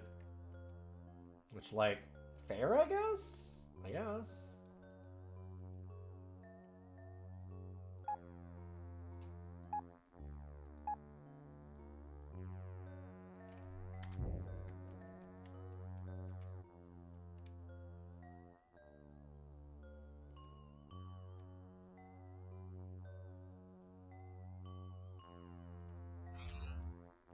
Oh boy, we've got more squiggly bits that we can't do. Such a weird game.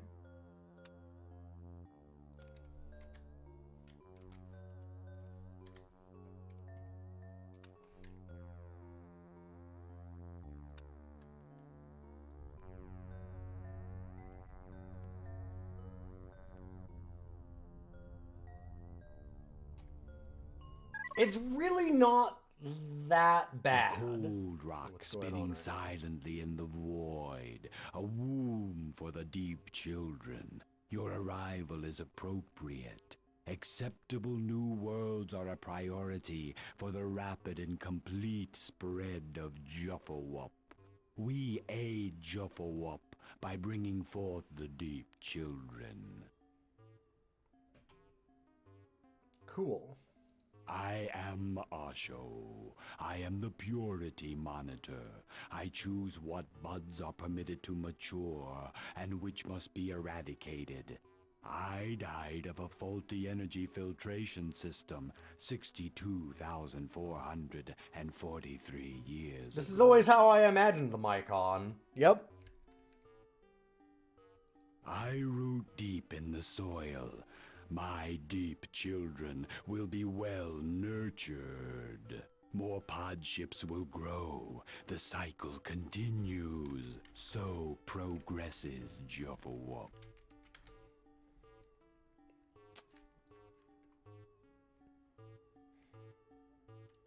Hey, does anybody want to see what Mycon looked like before this?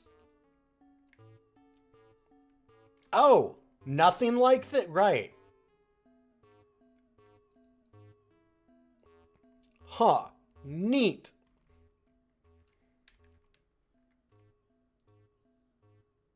We look to Juffawup for direction.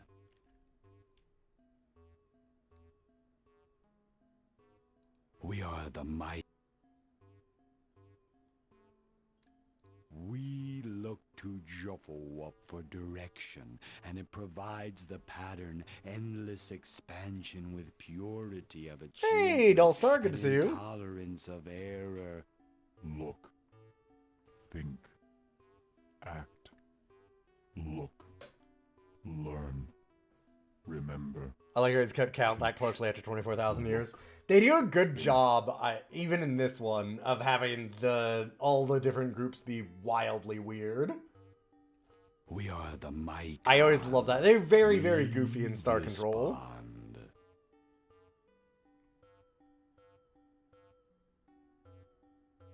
Pulsing hot liquid flows through my There's not really anything that we can, like, do through this dialogue, it seems. Like, they just all say the same thing over and over. They're all like, yeah, no, we're doing great. In various ways. Above me a cloud of whispering life whirls through the air. It's weird. I am content. Huh. Okay. So if we look at their colony... Oh, hey! They did different art for it. That's neat. I didn't notice too much on some of the other ones, but that's cool. I wish that they had kept just this hand-drawn art for basically all of them. I also have no idea if I should be like, should I transfer them credits or resources? I don't know. I guess. Maybe? Should we? Who knows? It's not really explained.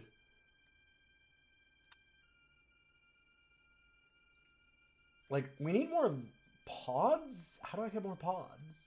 Nothing has told us about that either.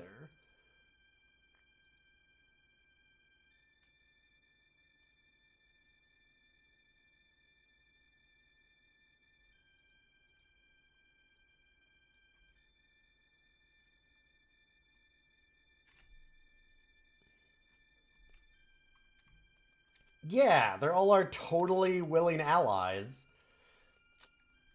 The, you know, the Mycons and the Urquan. So fucking weird. Also, it's really weird. I can transfer over units to this group of ships, but they won't join me unless I find them in this screen and get to them.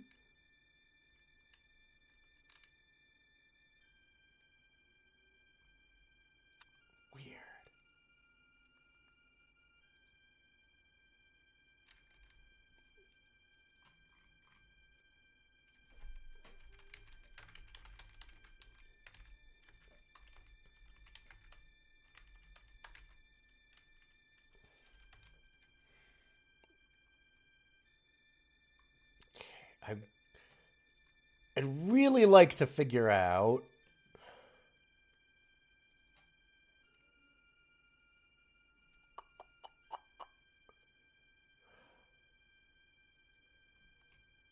where the Urquan are. The Urquan and the Sirene. I really need to see the Sirene for a reason. There's, like, no information. It's amazing. Star Control 2 has all this information that comes up right away whenever you look at it up. And then all the rest of it is like... Yeah. Sorry about that. We don't... like... It's kind of amazing. Okay, so at some points I need to just sit here and wait. Because that's how we get new landing pods.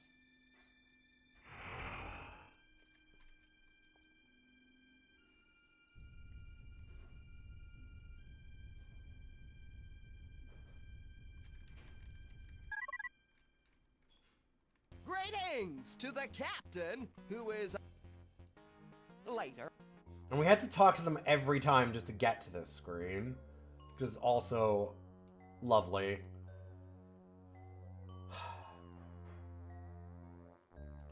So we're still waiting for them to figure out how to research artifacts. There should be... Oh, they have 0 in landing pod factories. So landing pods are going to take a long time to get going. Because we have to wait for the factory to finish. And look at how long that's taking. No, we don't. I cannot transfer a artifact to the ground.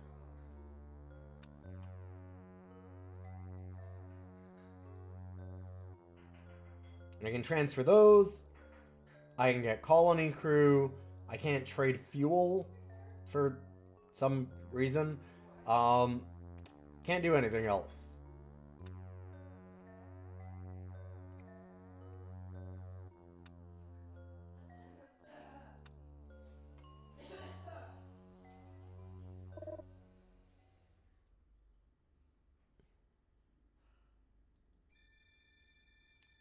Another distress call.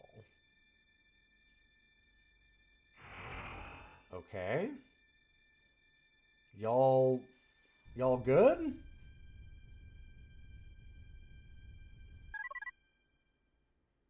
The non steal resources from the womb.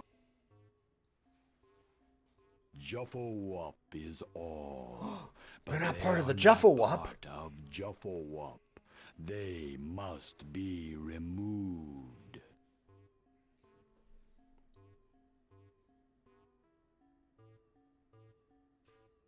We are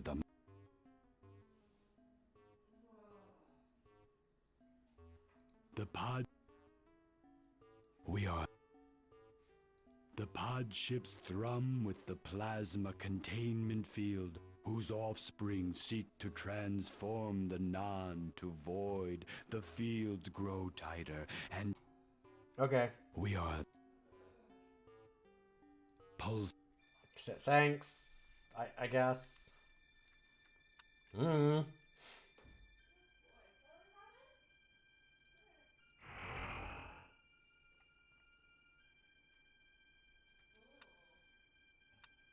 not a lot of hints as to where to go. Oh, that's... So there is a representative of the depth. Green is place that we can go and get back to from. Purple is out of range. Red is that it's a one-way trip.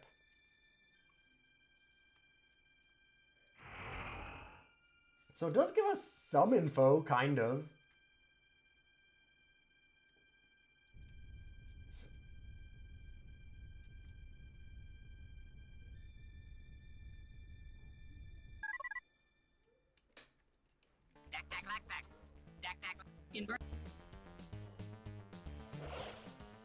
Sure, let's try the mic on. These are all just the same ships and moves as the last game too. They didn't change a lot of this. They added the base building, but the base building is a lot less in depth than I thought it would be.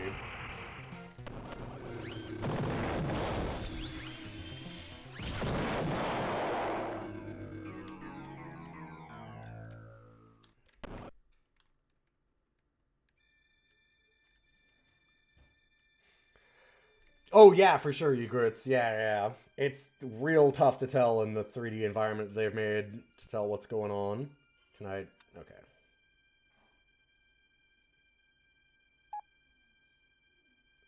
Not good for almost anybody.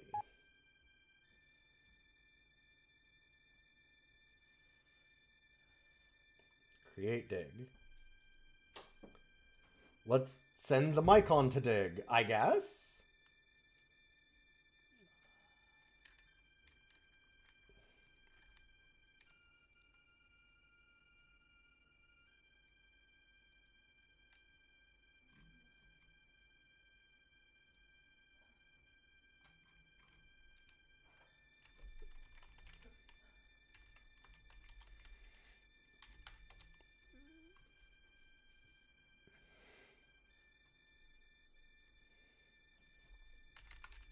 This is a lot better than I thought it would be.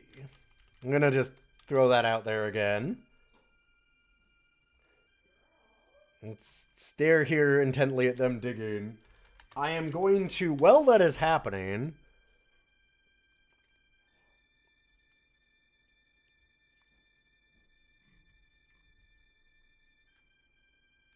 Okay, Cyrene are on a start 1. Had to look at the game facts. And Velpunia 6 have the Urquan. So Astarta and Velpunia.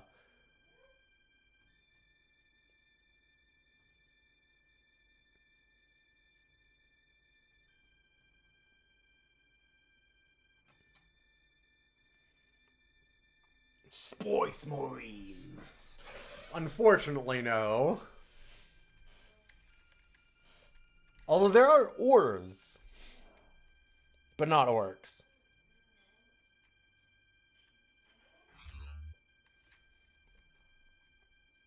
Hey, look, I got more squiggly bits. And I'm out of pods.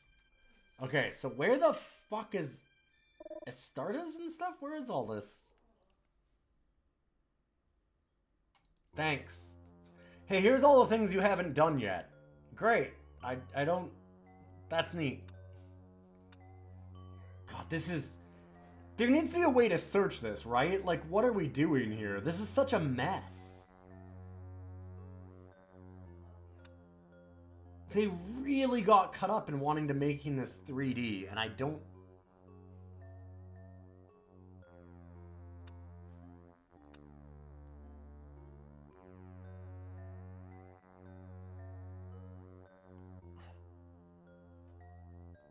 Wait. There's that. It's... Oh, Goshen is also where we... That's where the Spathi are. So because things are moving all the time, we're moving, like... away from it, kind of? This is weird. This map is... wild. I don't understand it at all. So sometimes we have to rotate it so that we can get closer to places but without moving?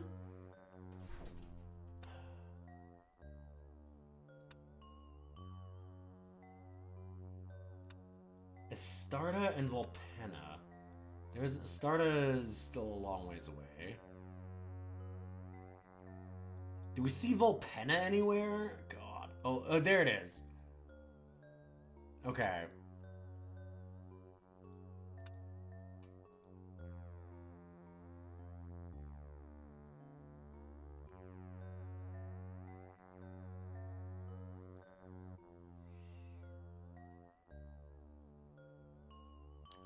Want to get anywhere, but also I need somewhere that can give us fuel. And apparently there's like nowhere that can do that. So that's not great. Okay, I can't have that going and the other. Gotcha. Why are some of them highlighted and others? Oh my god. Like, look at this. This is a nightmare.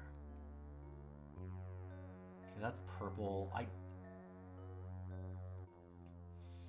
I think that I've gotten myself into a corner of the galaxy that's just not really possible to get out of. I don't know.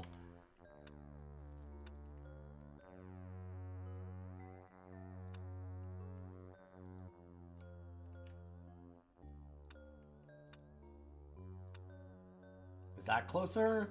Still purple. So, oh, because we're gray. Okay, so that's, I guess...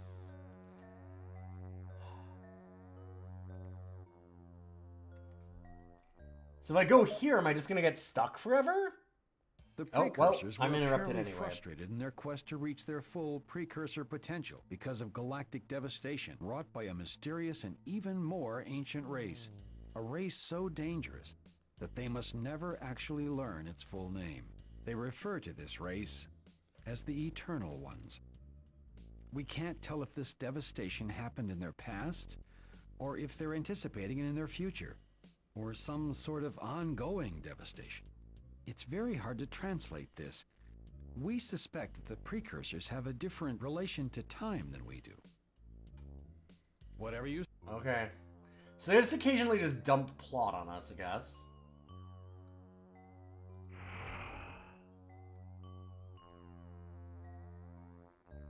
We got really lucky that we found another place that actually has a colony, so that's cool.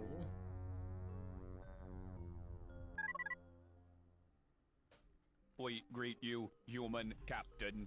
Welcome to the Chumur homeworld in Hey, the it's the Kasari Chumur. Quadrant. Sweet. We are gratified that you have survived the rigors of the warp bubble transport to the Kasari Quadrant. Crystal guys.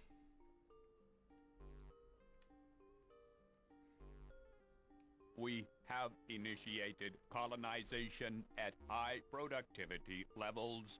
We have harnessed the abundant raw materials of this planet to produce avatars for our vital mission. You are intent on stopping the unnatural interdimensional fatigue and restoring the integrity of the fabric of space. We are prepared to assist you in whatever way we can. What do you need from us? We know as much as you know. Thanks. Come here. We await. Okay, first get their ships, then go back. Which then gets this again.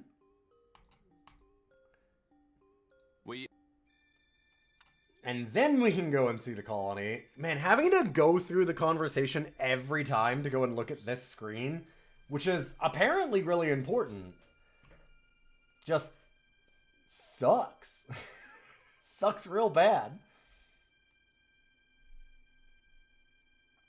Okay, so I think this is making a landing pod factory. I almost want to wait for that. Oh god, and we're interrupted again. Okay, yes, thank you. The Mycon are really mad about something. I don't know.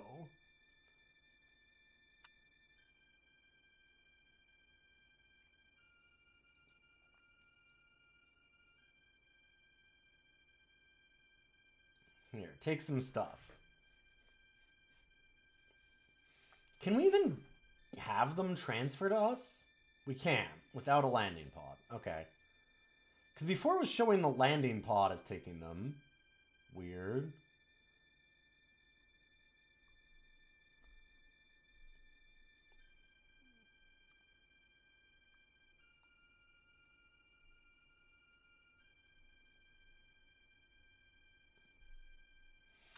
Yeah, there's a lot of information about the precursors in Star Control 2, but they kind of don't give a fuck about any of that information from Star Control 2 in this game.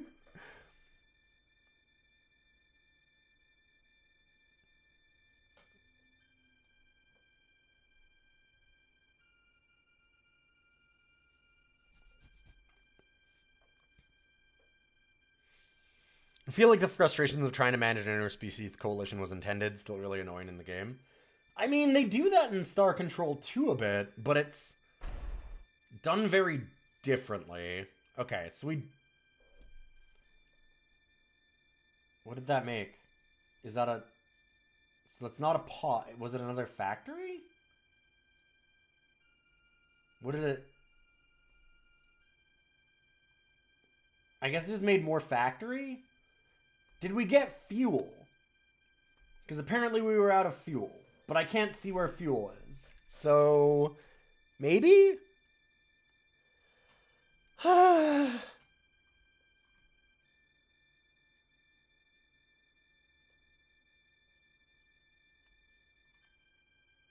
It appears like I have a lot of fuel. But it won't let me do any transferring with it. And also it seemed like I couldn't get out of that last area. So I don't know. It's only gone up. It's only gone up every time that we go to any of these screens. But then also I seem to have shorter distances that I can travel. So I don't... I want to get to Velpunia. Oh, apparently now I have... Yeah, apparently I got a lot of fuel.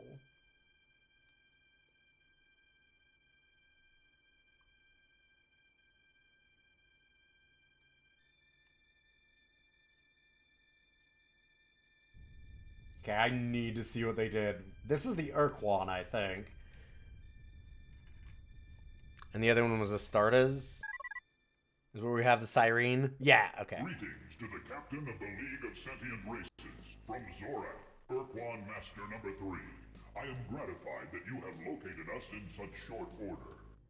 Though we made our voyage to the Kisari Quadrant on the wings of a new and unproven technology, our faith in you never faltered.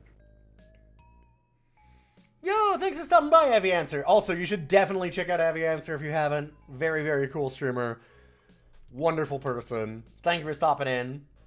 And I will continue to have a fun adventure with my good friends, the Urquan. Well, they're still green. Well, it depends on which Urquan you're talking about. I guess that these are... I guess that these are the, Khazar-Za? No, Khazar-Za are the... The Khazar-Za are the black ones, right? Khazar-Za? No, the Khazar-Za are the green ones. You're right, you're right. It's the Korra. Yeah. The Korra are the black ones. Okay, well, at least they picked the right one. The Khazar-Za are the correct ones to have. If there was going to be an Urquan that would actually join you, it would be the Khazar-Za. This makes no sense to people that don't know Star Control 2. But trust me, there's a deep lore. It actually is. It's really... God, we're gonna have to do... Star Control 2 will happen. It got requested. I will do it. This is just a very funny joke to do this one first. At least to me. Yeah. Yeah, these are much friendlier than the Korra. Sure. We have begun colonizing with zeal, and even now, our factories churn at full capacity to spawn our latest production model of the Dreadnought. Our fusion plasma weapons are more powerful than ever, and the warriors who fly the autonomous fighter craft launched by the Dreadnought are ever ready to die in service to the League. That is a wild line to hear from them. No, we'll just die for you guys. It's cool. Hey, didn't you spend like 1,000 years enslaving every single race in the entire galaxy? Huh? What? No, what? We will stock your precursor vessel with Urquan dreadnoughts. In return, we expect more planets for Urquan colonization.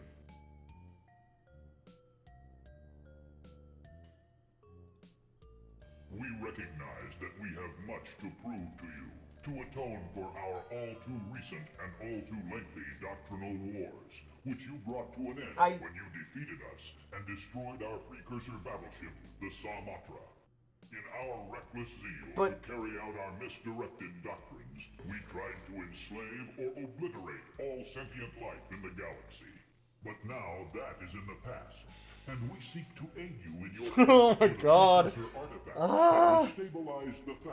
That was before they had the fancy ship. They didn't even have the fancy ship. The doctrinal wars are not what they should be apologizing for. Like, this, it's so wild because they use all of the words that are from Star Control 2, but all of them are wrong. It's so nitpicky in a way, other than the fact that, like, if they didn't care about it, why did they do this? Because the doctrinal wars are not what they should be apologizing for everyone else. The doctrinal wars are the Urquan fighting the Urquan. That's not what they were. They weren't fighting the war that they fought with everyone else is not the doctrinal war. Like, they're like, oh, we apologize for the doctrinal wars, and then you destroyed our ship. No. That's not at all what happens in Star Control 2. The doctrinal wars are the reason that the Urquan haven't destroyed all life, or taken it all over, which is that they're having a civil war.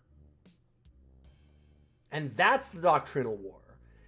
And in fact, the Khazar-Za never have the Samatra. They lose the doctrinal war and don't have the Samatra. It's the Korra that win and have the Samatra. So, like, none of it fully makes sense. Like, it's close, but it's just not... They don't really get the details of what they're doing, and it's just weird. It's so weird they would do it if they're just not gonna bother. They get so many things close and then just don't get there.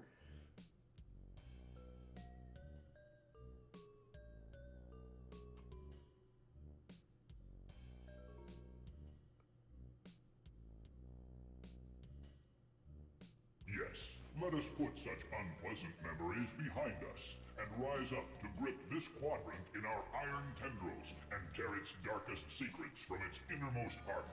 I mean, in a manner that respects the rights of all sentience, of course. Okay, like, that's funny. At least it's funny.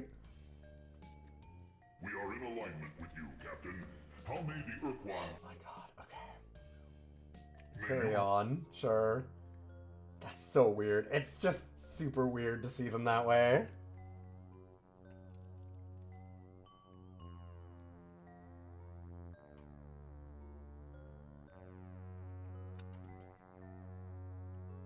Okay, we need to find a start. There it is. Starta.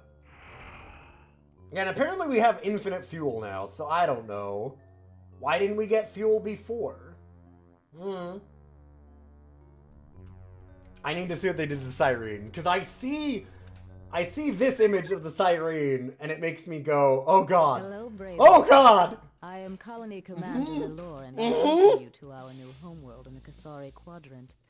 Your warp bubble transport. Oh, I love their lips. As we knew it would. And teeth. We're glad that you have found us so soon. Oh boy. We're eager to begin colonizing other worlds for you and help you shoulder your heavy responsibilities. Oh boy.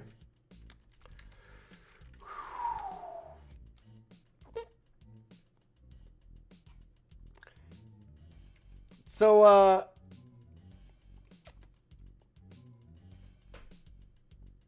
just to give you an idea of, here's the, Siren from Star Control 2. Hello, and welcome back. Oh.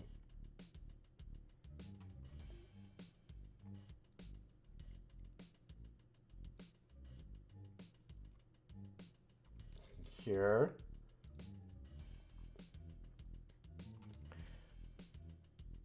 If you didn't notice, the Siren are literally a joke on sirens and are supposed to be extremely attractive to try and, like, you know, make a joke about being sirens.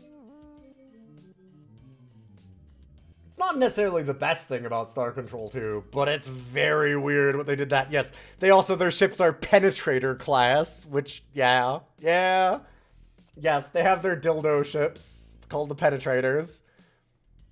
Yeah, they're very much the play on the 50s, 60s babes in space tropes. Like, I would say that it's somewhat offensive in a way, other than Star Control 2 does a good job of doing it as they're playing on the tropes, rather than being, like, weirdly misogynistic in that universe itself as much. But this is, she had some work done. Yeah, wow. You remember that the captain canonically hit that? Yeah, I know. Our colonizing teams have set to work with enthusiasm. We are exceeding all our productivity goals and creating new penetrator ships in order to meet your exacting demands. Captain, we recognize the difficult task that lies ahead. Restoring the fabric of space may require a Herculean Oh my god, effort. the lips are We want you to killing know me. that we are ready to help you in any way we can. Oh god. Also, what is this music again? They love those farty trumpets. Yeah, the eyes are not doing it any favors either.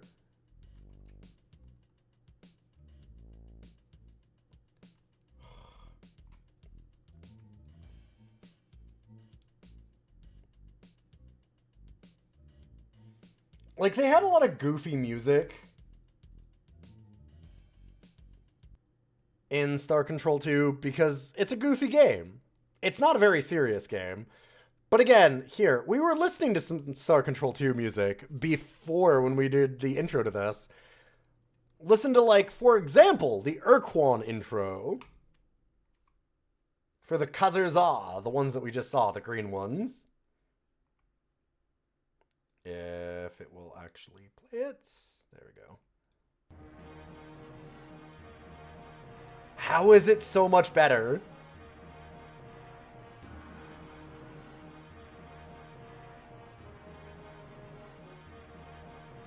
Like...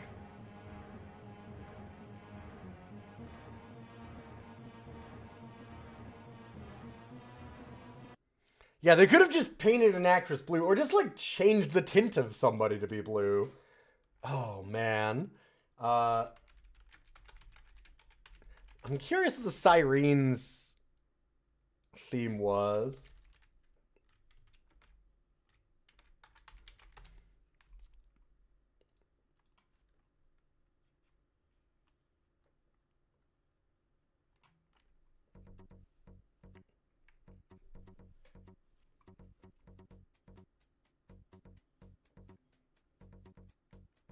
Nice. God, it's so much better.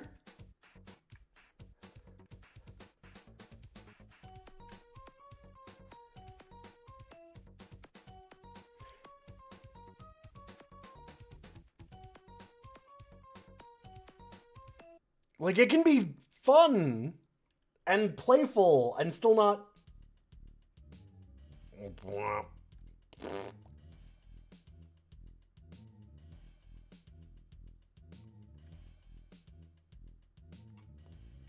What is this? This muddy, quiet background farts.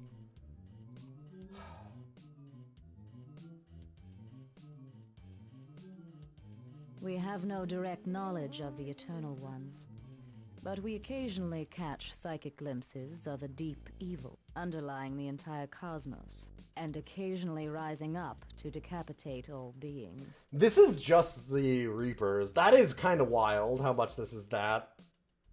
Until now. That is kind of funny how much it's that.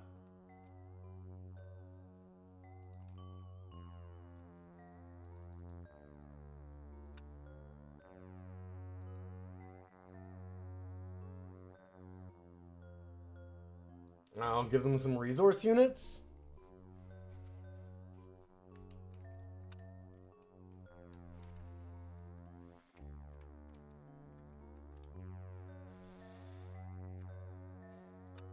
Oh, right, and I guess we should also transfer over some people.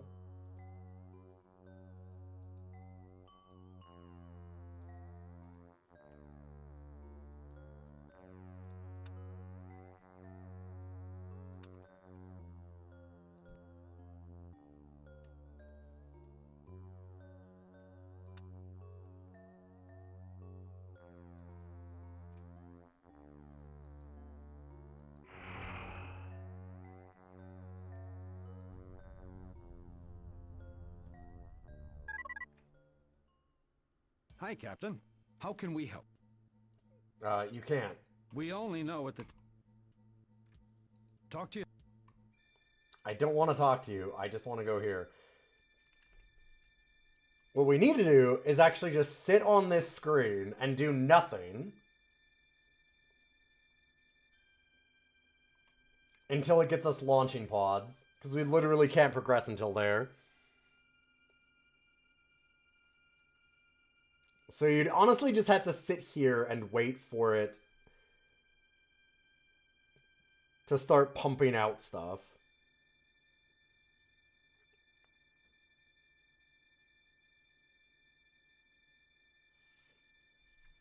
Can we... So we can make it faster, I think? I think that should make it faster, right? Yep, okay.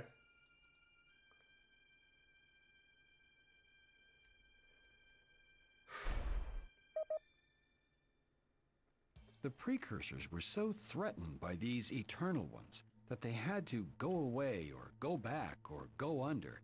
We can't fully translate this gone word. It appears to refer to a technology we're not aware of, and maybe our minds can't yet conceive of it. Possibly go back in time. We're also having trouble with the tense of the verb. One way to read it is that they not only went away once, but that they will have to go away again, or are continuously going away. They have definitely gone away more than once, and seem resigned to going away sometime in the future. But they are continually in a state of being gone away, except when they're not. We apologize for the vagueness, but this is such a strange set of concepts that it has sidelined 3 of our best xenolinguists on temporary mental health leave. We're on it. All right. Oh God, yes, thank you. I just stop. I just wanted to make things for me so that I could actually progress the game.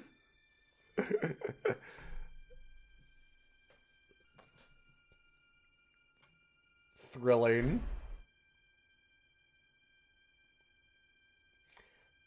Like, and it won't even make landing pods. I need to just get landing pods, but I can't choose what to make. You just have to wait until they decide to do it. They did it! Oh my God. Okay. God, that is... We've determined so that frustrating. the Mycon were created by the precursors to perform terraforming duties on a vast scale. The Mycon were also charged with stabilizing planetary crusts during the galactic devastation that followed in the wake of these mysterious Eternal Ones. The precursors wanted the Mycon to last beyond the time the precursors go away. So they genetically engineered the Mycon race to be born adult and undergo no childhood development.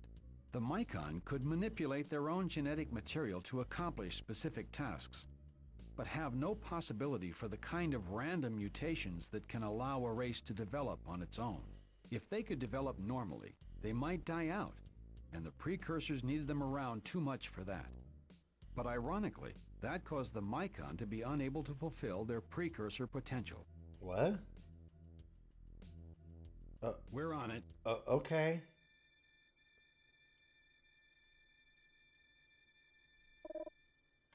Oh my God. Yes, thank you. Don't care. I just need more launching pads. Or landing pods, or whatever.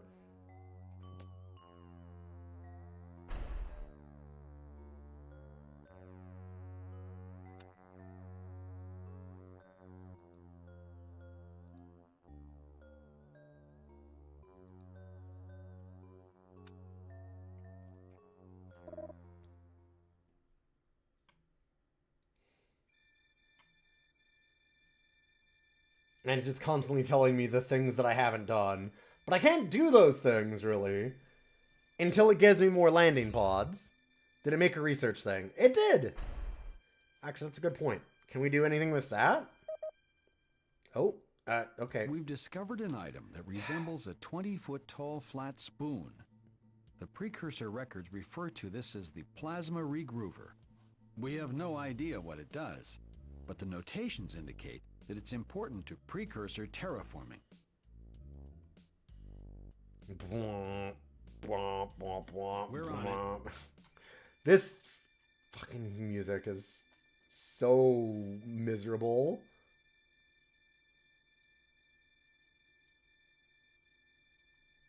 Zero. Can I now transfer? We did get one. Ah, we can do it.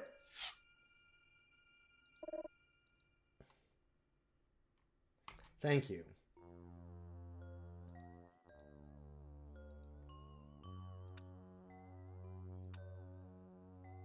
Hey, look, they're researching. Can we see? Okay, we can see progress on that. Nice. Now I'll just sit and wait again.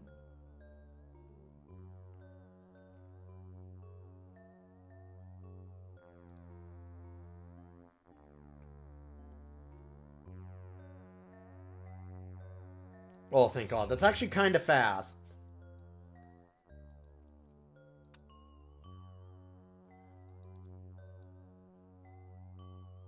What? But we just... What? But they researched it, and it did nothing? So it did literal nothing.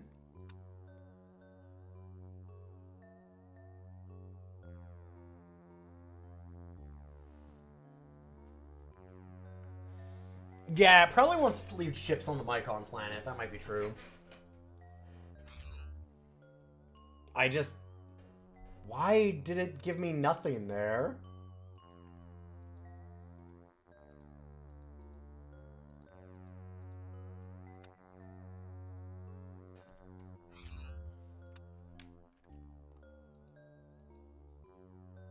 Remains a mystery.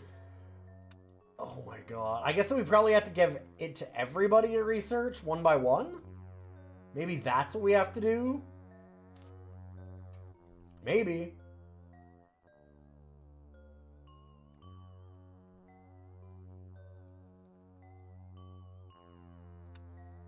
Okay, well we've got that there, I guess.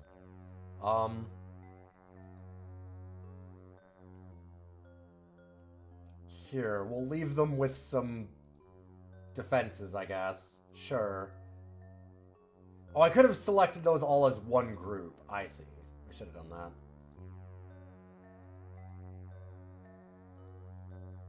that. Okay, so you can group them together that way. Gotcha. Nope. That's not... Hi, Captain. How can... Please.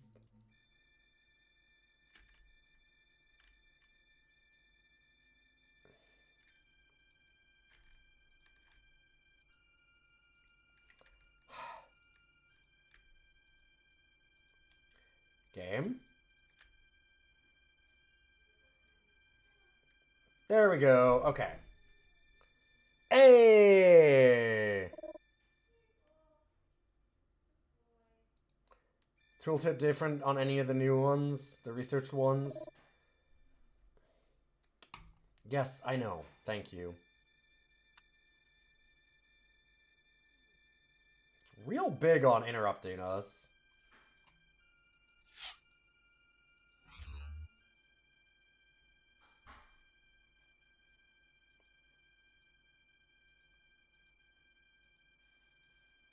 It doesn't change their names or anything, no. They don't even have names in here.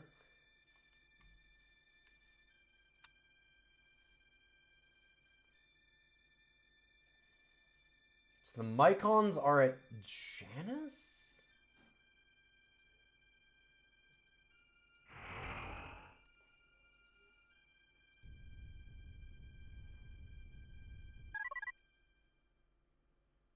The non...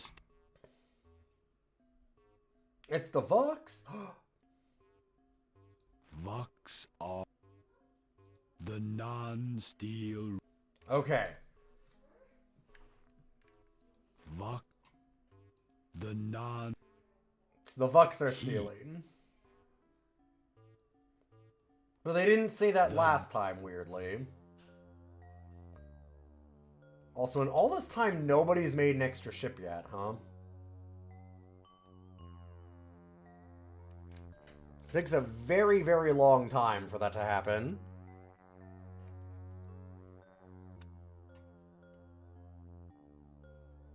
Oh, you're right. Nah, no, they just all say precursor artifact.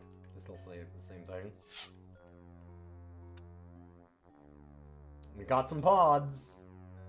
There's a lot of waiting. Where were the Vux?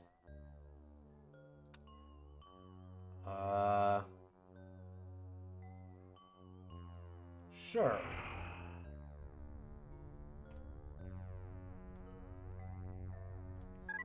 Hey guys, excuse me. Captain, we want better worlds than these and better resources.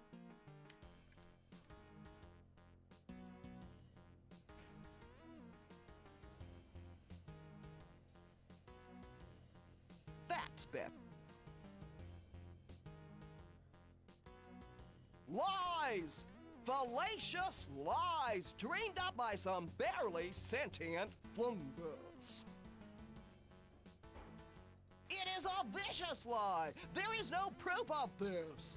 How could we travel to their worlds without... Don't remind me of your dual eye. It... Never mind.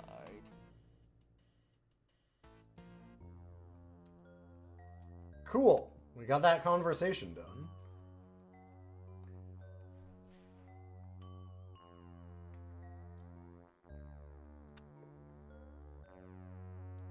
I'll trust them implicitly. Seems like the thing to do. So I guess that we're just supposed to, like, find systems that we can habitate?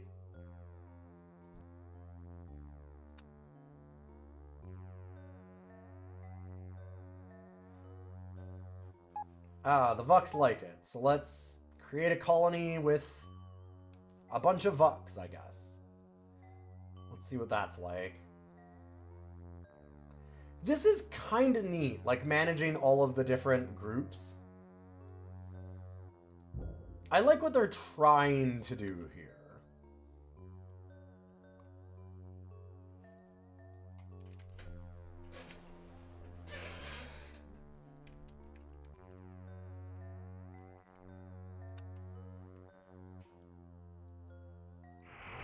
It's just so much of this is wildly inscrutable.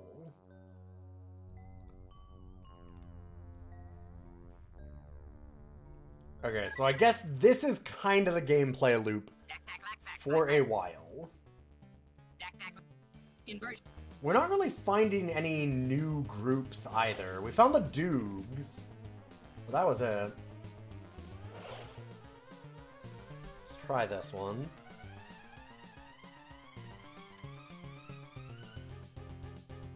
This music is okay, at least. I'll give them that. We're having a lot of really bad music. This is better.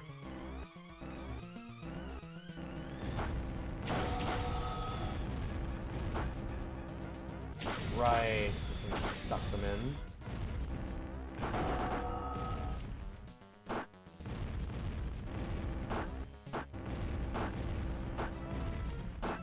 Stop. How do I get out of this planet? I can't even leave. Thank you.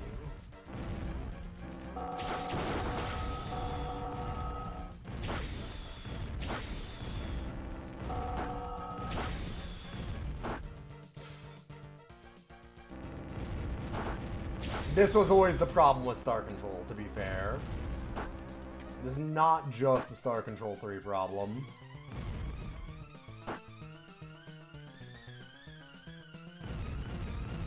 The only part of the game I don't have effusive praise for.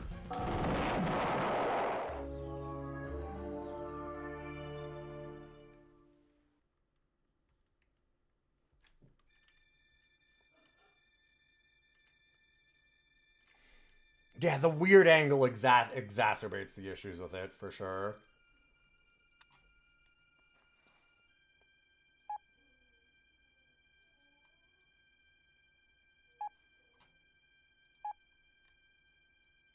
Create dig.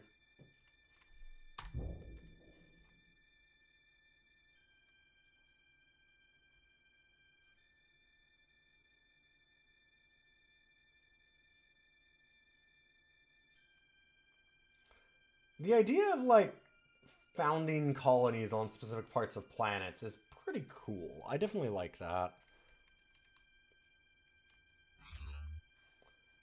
Like I said, it's less terrible than you might imagine. Although there's, like, no clear through line on what they want you to do here in a lot of ways.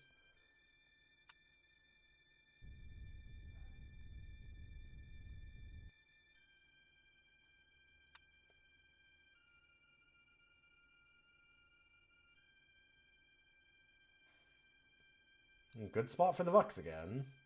I don't have any more Vux left to colonize.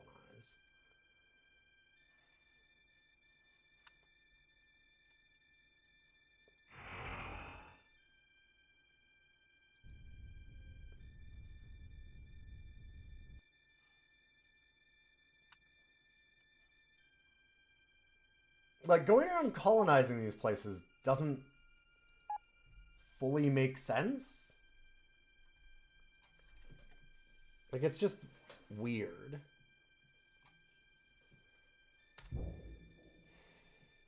Like, okay, I mean, sure.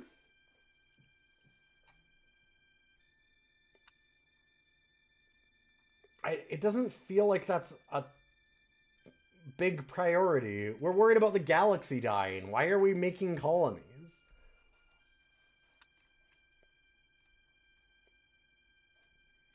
It doesn't fit with the story that they've made here.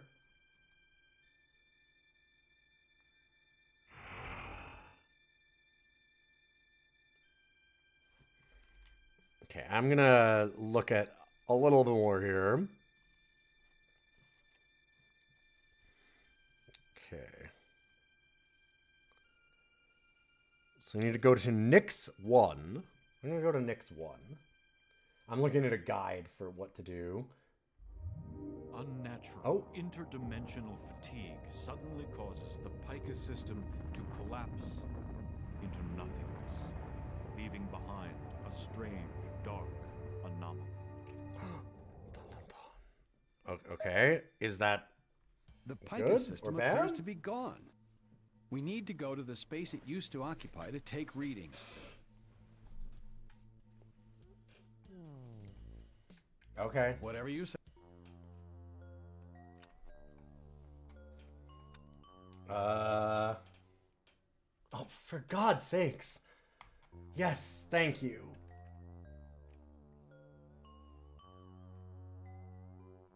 Every time that we try and get going on things, they just interrupt you in the middle of what you're doing. Here, no time. Go to nothing. Let me look for where I'm even supposed to go. Can we rotate this so I can see where the hell any of these names are? This is a nightmare to navigate. Why did they do this?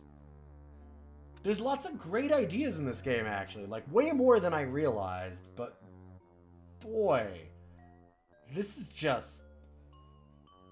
Some of these things are real head-scratchers. Like, why did they make the fights 3D? Why did they make this 3D? This is a nightmare to navigate. And they're like, but it's more realistic. It's three-dimensional, like, spaces. Yeah, I don't give a shit. I just want to play the game. I need Picus, but I'm also looking for Nyx. N-Y-X.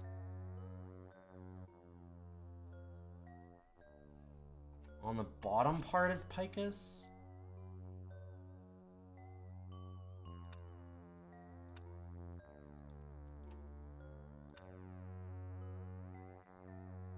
I can't see it. Oh, okay, I see Picus. Where the fuck is NYX? Like, God help you if you don't want time to be going while you're doing all this. Because it definitely, like, time is a big element in these games. In the first, like, in Star Control 2, if you take too long, you just lose. Because the Doctrinal War ends, the Khazar-Za end up winning, and, it's really interesting because you mostly deal with the Khazar-Za, the other Urquan, and they'll just come by and, like, stop, like, find you and come to you, and you're like, oh shit, they're attacking. And then they go, we're just telling you, I know that we've enslaved you and that, you know, you thought that we were the real enemy. Run. And you're like, what? And they're like, we don't want everyone to die. Run. And it's amazing as this, like, weird twist. And that basically means that you've lost, but it's kind of neat as hell. Here, like, man, I don't know. Okay, so where's Nyx? I'm gonna go to Picus instead, but...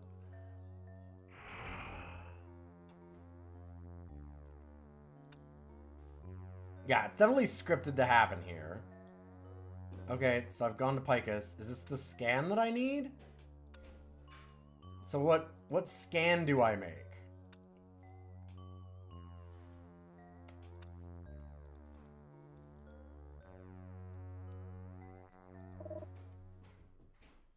ICOM online.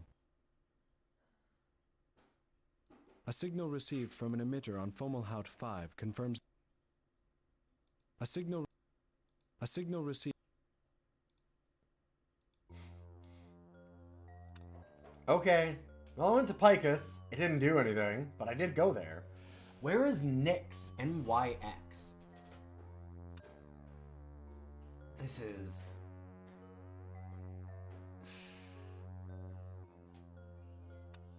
Listening to where they tell you to go and doing it and then just getting nothing is a hell of a choice, I will say.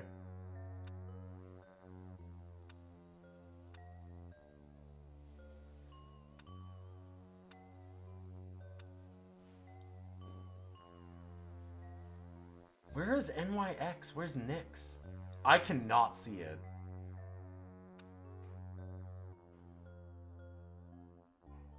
Feel like I'm going cross-eyed.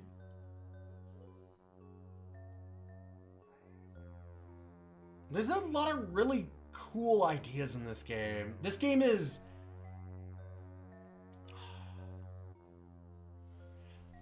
I was expecting this to just be a nightmare start to finish and to just hate it because of my love for Star Control 2 and the reputation that this game has.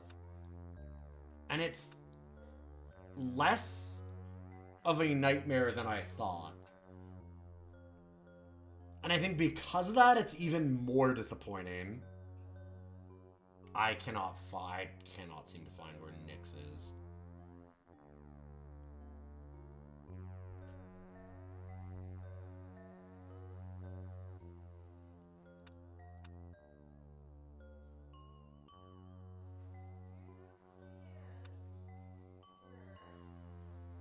Like, there's gotta be a better way to navigate this, right?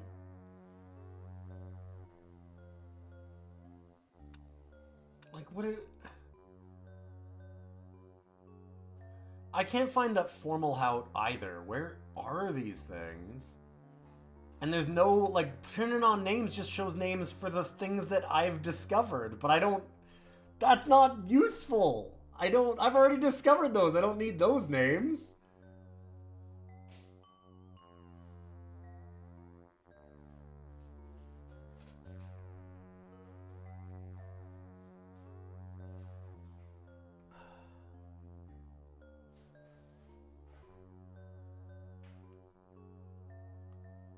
I can't find Nyx, and I also can't find Fomalhaut, or whatever that was.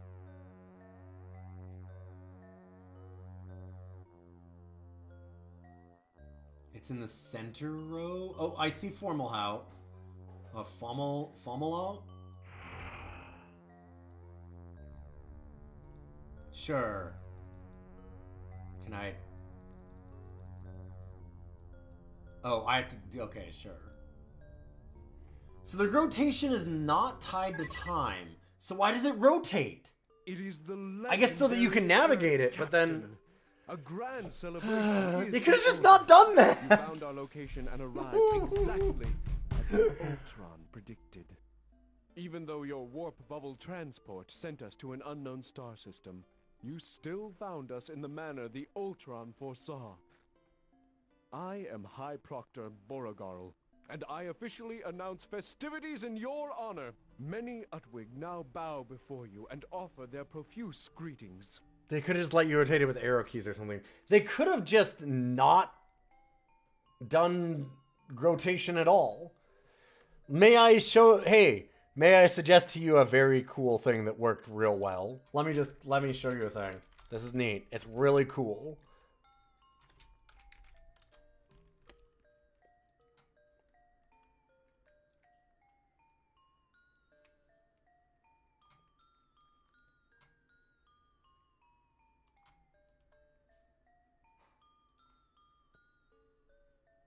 Like, really, really cool. Watch this. Watch this. This is... If you want to do a map in space, you could. Dang.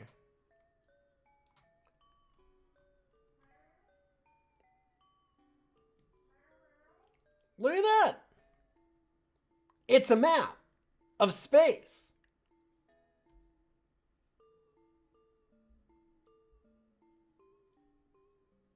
You know what they did? They just made it two-dimensional. But Matt, but space is 3D. Who fucking cares? This works. That's... It working is way more important. Because this does not. Our status is one of grim... After all, you will note that we have... Even if we feel an intense need for the mask of jubilation over the vaporization of a hated foe, or the veil of sorrow... They do a good job of still doing this dialogue. Dear brother and sister Utwig in battle, we will wear this mask, and only this mask, until our mission is complete. How may the Utwig assist the glorious captain? Yeah, ironically, our actual galaxy is flattened out enough that most flat map works fine. Yeah, I know. It's...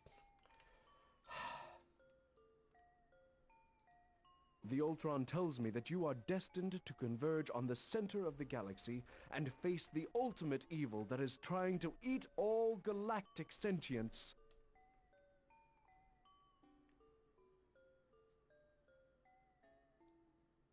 How may the Utwig assist the... The Ultron says even the precursors trembled before the horror of the Eternal Ones.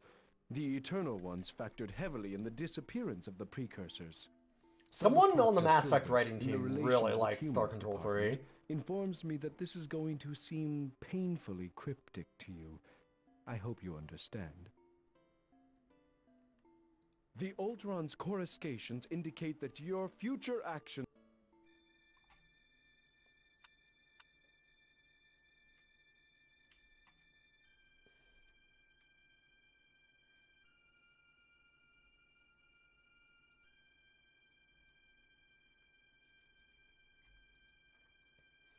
Okay, let's, I guess, beam up some Utwig.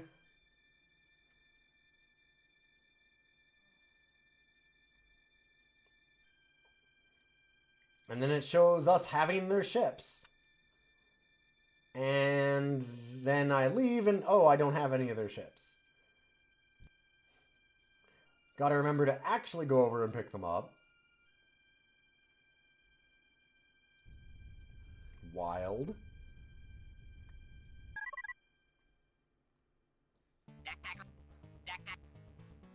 Inversion. So the only enemies that we've now seen after 3 hours of gameplay are these ones, the same guys. Let's use the Penetrators from the Siren. It's good to see you, by the way, Samantha Apples. Welcome, welcome. It's good to have you all here.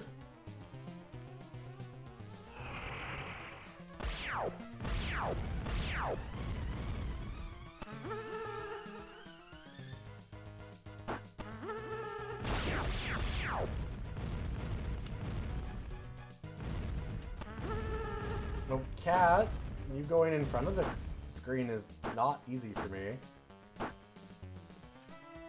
Oh God, the way that this is done in 3D is so much more... Like, I am very much a fan of Star Control 2, obviously. From our conversations that we've been having. But, I'll tell you right now, I hated the combat in that game. It sucks. It's real bad. They made it worse. Like, a lot worse. But it's 3D!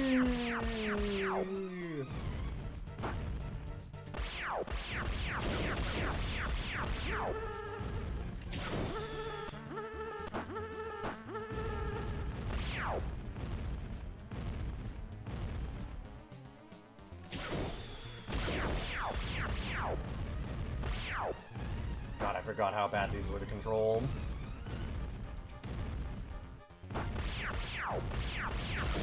Like, you can see how hard it is to actually aim that one single shot at an enemy ship at this speed in this weird, like, tilt-shifted kind of view. So, like, to turn right here, by the way, I have to press left. Like, it's...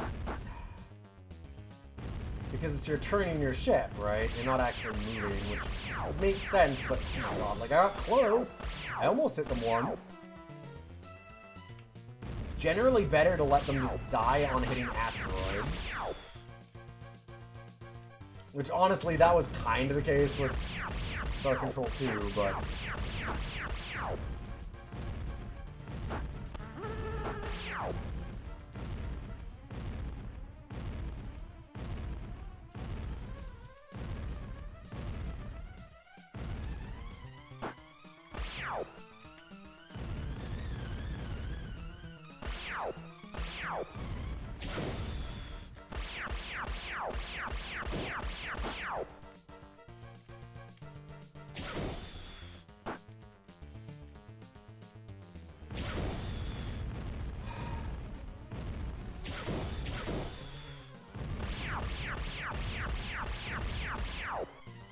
Also, man, their ship rules because it can just, like, auto-fire, essentially. It doesn't have to aim at all.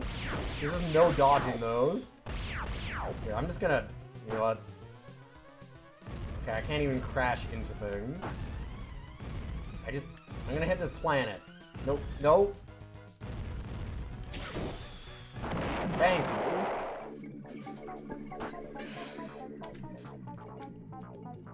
What? I can't use my penetrator on Twitch to... I can't even listen. I guess we'll use Urquan ships, because... Sure, we just have Urquan now. Why not?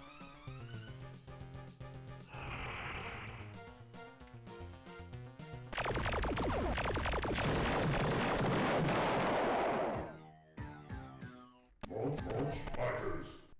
Launch fighters.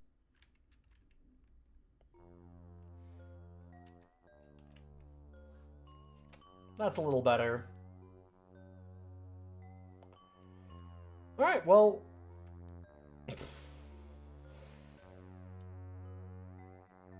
I was gonna do more. But then I looked at this.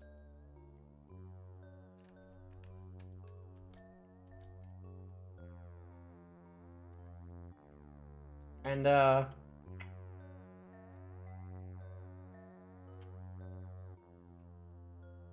yeah. Where is Nyx? Where is Nyx? You can't look up, like, maps or anything to this either. Like, guides for this are weird. Because as you can tell, how do you tell people where things are in this game?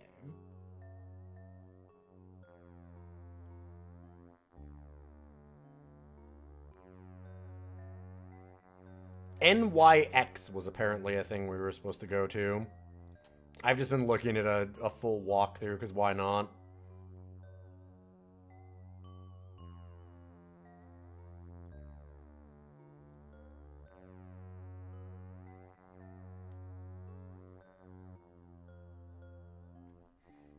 You're extremely puzzled at the high ratings critics gave this game.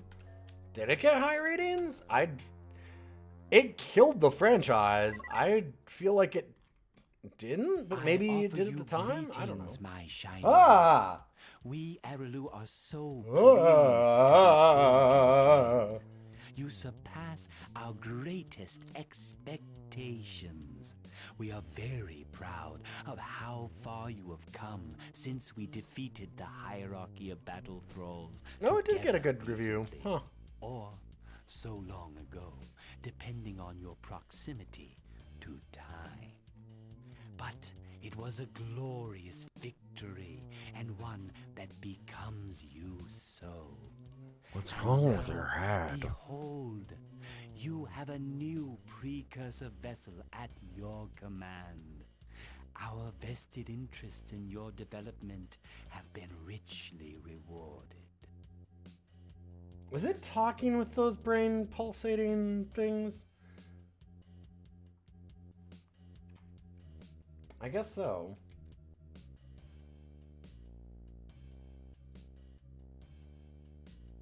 Have I offended you?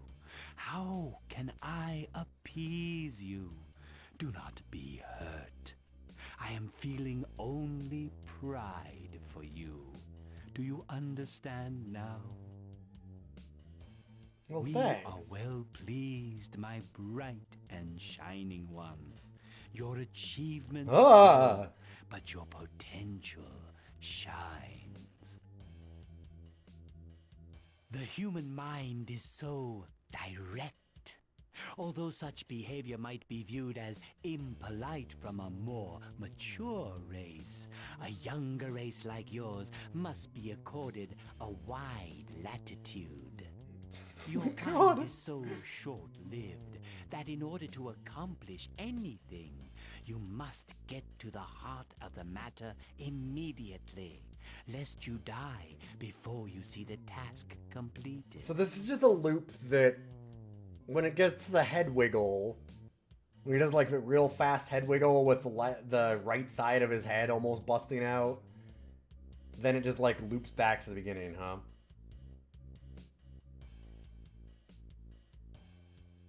Forgive us if we forget the importance you attach to such events as this.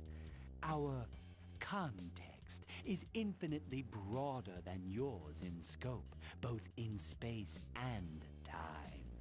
Nevertheless, to please you, I shall try to recall.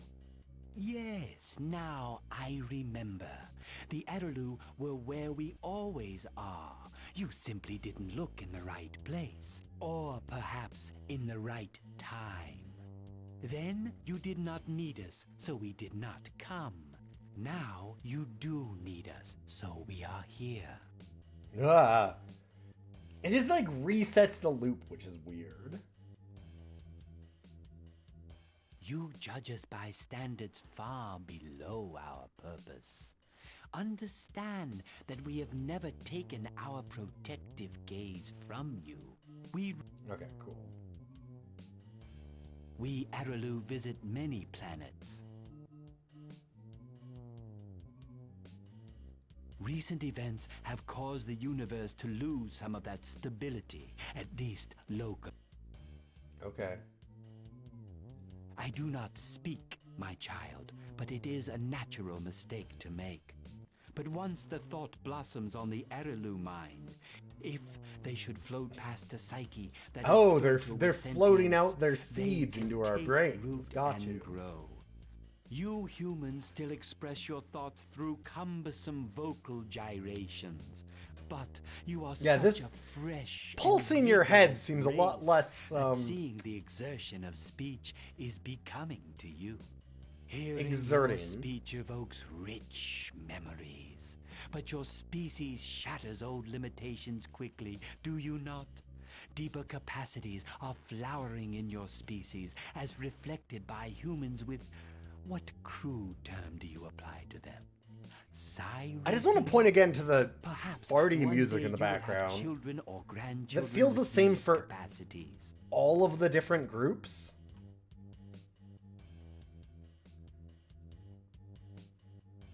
The themes have not felt super distinct.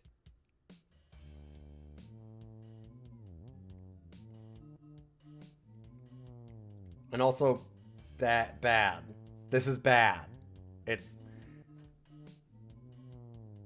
I don't know what to tell you about as a theme that makes it not good. Because there's kind of that goofiness in Star Control 2, but it's not... Oh, God.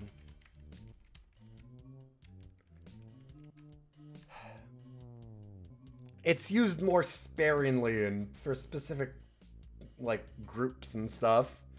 It was endearingly goofy. We are many places at... Okay, that's great. I can see from the look in your eye.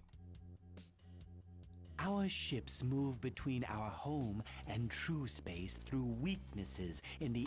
We gave you such a portal spawner for your battle against the Urquan hierarchy. We were so pleased, though you clearly do not need such a thing now. No. You mustn't use such technology again.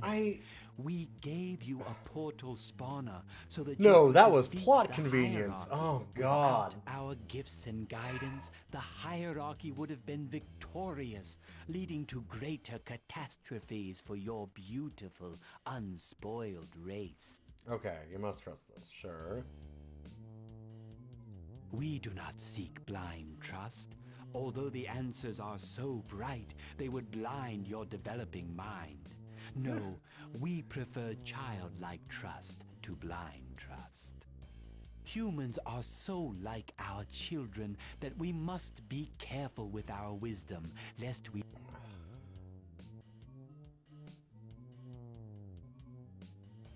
You desire honesty, and that is what I offer. You ask for illumination, but I cannot offer that. Sorry, Such can't give you all the illumination stuff would that be makes too sense bright to for solve this your issue. mind. You humans must learn patience. Always Okay. ask me when you need us. Your curiosity is understandable. Even your translation devices cannot convey them to you. Perhaps one day we are not from your space. I just want to get through this conversation. Oh my We are god. drawn to the great potential of your race. After the Urquan enclosed Earth in a slave ship, but then you appeared, a human child born on Unzer. We returned to assist you then, and after the collapse of hyperspace, we knew you shall have it. The Supocs are in danger, my child. You may find them in the realm beyond.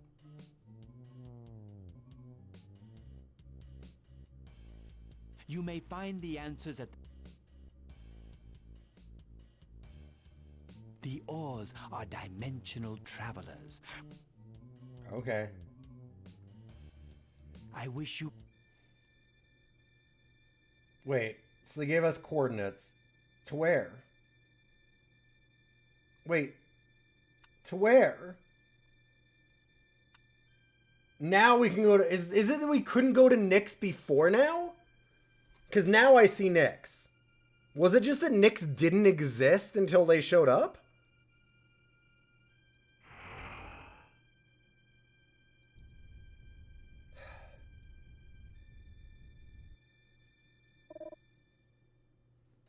Sir, coordinates for Quasi-Space Portal M have been integrated into League charts. This phenomenon is located within the Nyx system. ICOM. Sir, a routine sweep of debris in the local area has uncovered what appears to be the remnants of a spaceship.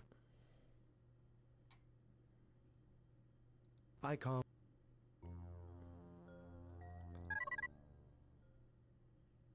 Message from translation computer. Incoming transmission from the Ors. Little progress has been made in furthering the capability of this computer to translate the Ors language. Because of the unorthodox composition of the Ors language, this translation includes many lingual best fits. For clarity, these best fits are denoted by asterisk pairs. Overall accuracy of translation, unknown. Translation begins. Hello, hello. We are happy to squirt sometime. This is a fun time. You found ores. Okay, I do love the Ors. Certainly you are. Silly cows. Now we must spit. Are you spitting?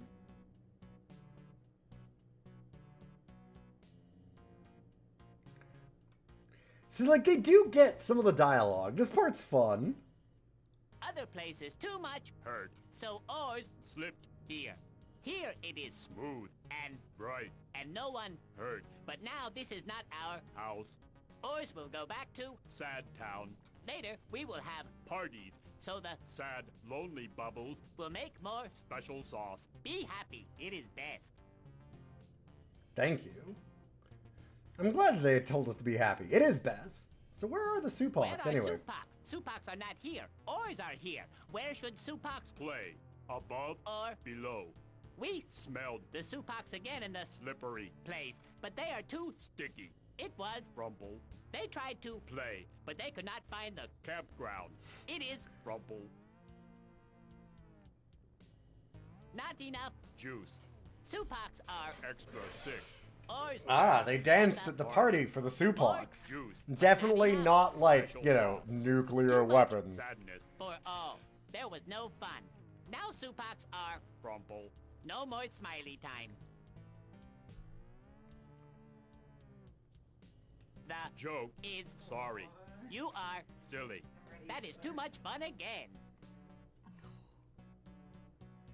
Of course, campers only can get into heavy space once you are connected. Oars can pulling campers inside for a party. Party? Hell yeah. Alright, anyway, how did you get here? We slid from outside to inside. You are lonely bubbles. You cannot slide like oars, but you can be connected. All campers can be connected. This is soon, but you are even more silly cows and almost even slippery. You are so many lonely, juicy bubbles. I love being a lonely, juicy bubble. We are too happy. You invite ours to your house. We can be special together. So much enjoyment. But first, we are squeezing the juice. Later, we shall come to your house. We are connected. Oh man, I hope they squeeze the juice at our house. You spit slowly, so I will spit slower. I say for extra fun, you must play the game. Oars play and quick babies play. You know the quick babies. They are always jumping in front. No fun. That is funny. You think you see oars, but oars are not light reflections. Maybe you think oars are many bubbles too. It is such a joke. Oars, I am oars. I am one with many fingers. My fingers reach through into heavy space, and you see oars, but it is really fingers. Maybe you do not even smell. That is sad. Smelling pretty colors is the best game.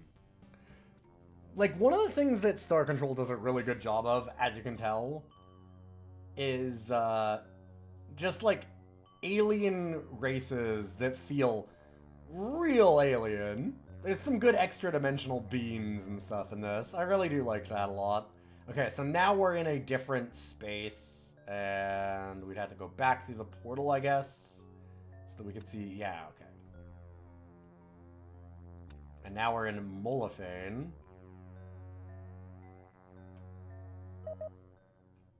And we're interrupted again. Captain, the debris is from a Supox ship.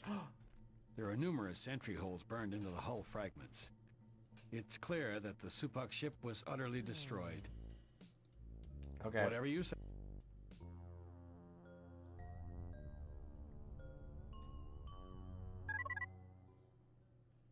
Hello to our house. Do you feel better yet? You are camp. We like to be together. Do you want to be together with us? Always the other sad animals go away, but first... Yes, we do! Goodbye! Alright, don't forget to enjoy the sauce. Yeah, I wonder what could have possibly burned entry holes into Supox ships from outside and then destroyed it. Anyway, here's the oars. Hi, oars.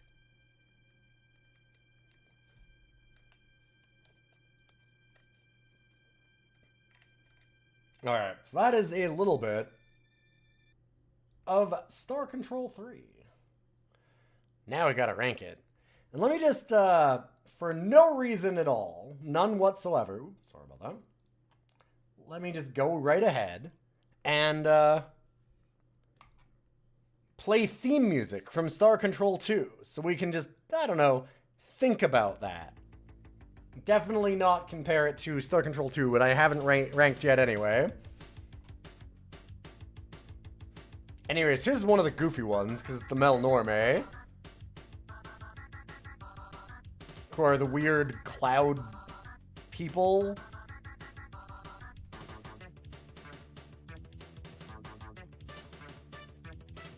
That wasn't bad. It's just... God, the UI is so rough. And the colony building feels at first like it's going to be in depth, but then it's just sliders. That was bad, IOS.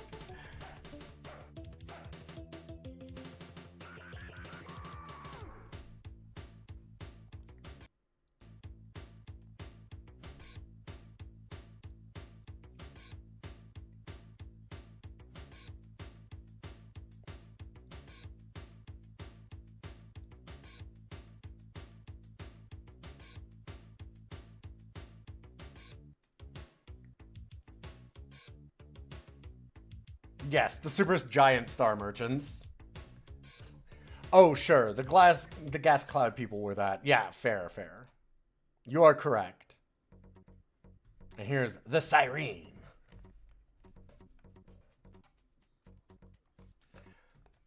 Hosk, it's not as bad as you think. It's not. It's not Star Control 2. Yes, it is! It's not near the bottom.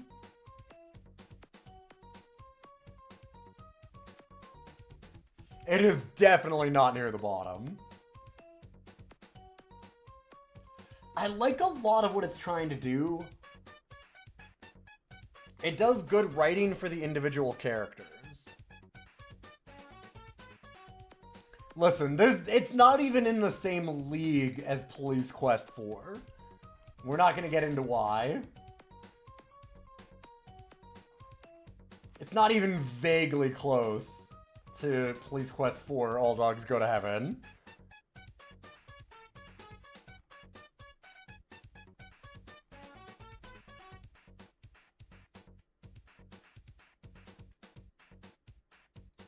So, like, it's interesting because the idea of the colony stuff is kind of cool. They do a really good job. Like, I want to talk about the things that it does well. I think that the idea of doing the colonies is neat. And adding that depth to it is kind of cool. I like the idea of that openness that it gives for that. I like that they did manage to do some pretty funny writing still, and goofy fun writing. I think that was neat.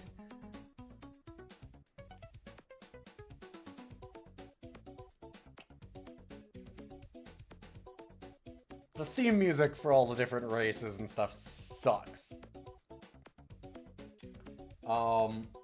It blows up the entire story that had existed before this. I don't know why. The UI is atrocious. It's so hard to navigate everything. It's just miserable that way. They made the combat that was bad. I think Star Control 2 is one of the best games of all time. Its combat sucks.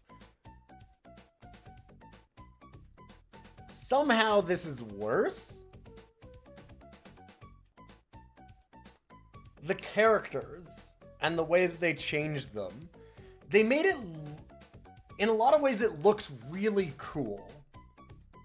Right?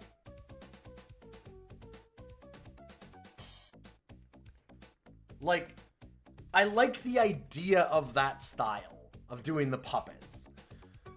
But it makes them all weird monster people in ways that are, like, maybe not fully intended? Like, why are the Siren weird, ugly, gross people with, like, weird head helmets? They're literally supposed to be sirens! Yeah, some of them are okay. But, like, Smooth Pakunk? Smooth Pakunk!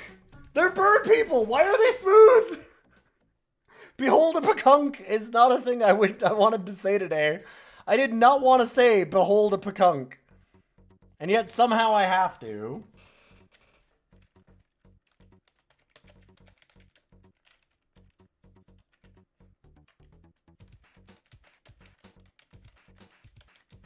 Like, listen to how much better all the themes are here. Here's the Pakunk one now, because that was the Siren.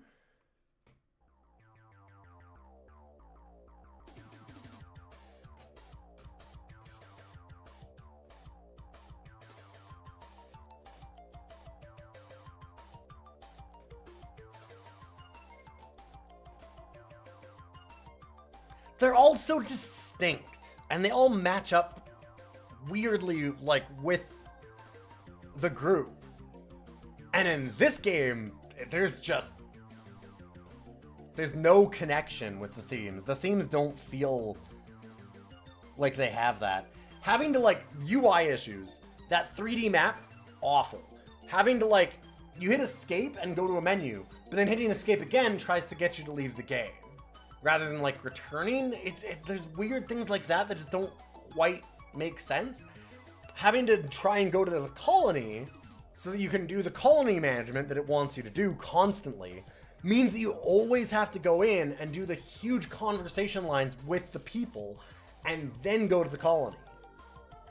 Which, like, the fun of Star Control, the big thing about Star Control that makes it so good in Star Control 2 is the unique groups that you meet and the really fun dialogue choices and stuff that you have with them. And this one makes that irritating. It makes it an obstacle. And that's... it's brutal. It's brutal that that feels bad. Because the dialogue itself is still kind of fun, but when you're just wanting to just skip through it so you can get to the thing that you want to do, it makes it so that even though it is fun, I was having trouble enjoying it. I guess that's the thing, is like, because there was some fun dialogue and I almost missed a bunch of it because I kept on skipping through, as you noticed, because I just wanted to get to the spot that I was trying to get to, and it was constantly interrupting that. Like, it just felt so disjointed because it would just stop you constantly. And that's not where you want to be. It's just not where you want to be.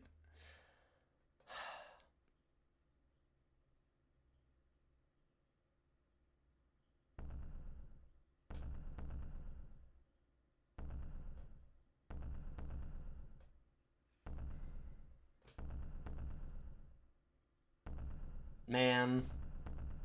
It's very much the Brando, the Brando, look how they massacred my boy, over and over again for this game, for sure. And it's not bad, in a lot of ways. Like, there's a lot of problems. It definitely has its issues. But I can see some of the good underneath that. But, like, everything that it takes from Star Control 2, it makes worse.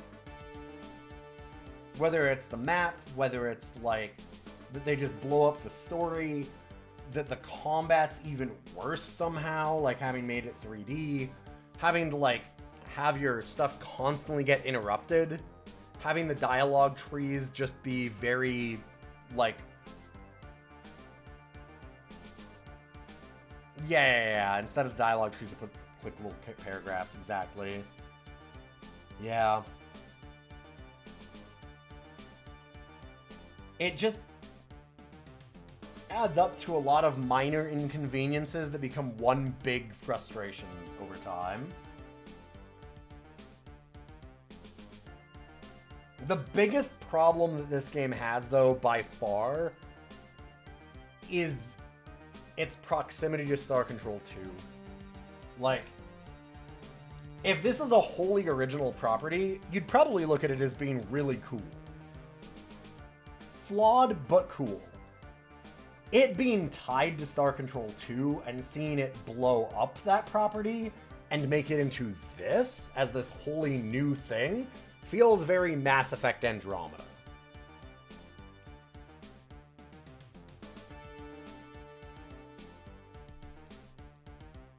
Yeah, not getting access to areas until enough time has passed that they contact me is not good progression. That seems to be what happened, but there might have been another hidden trigger for that. Because there is a lot of, like, openness, branching kind of choices that you're making on a fundamental level underneath everything in Star Control 2.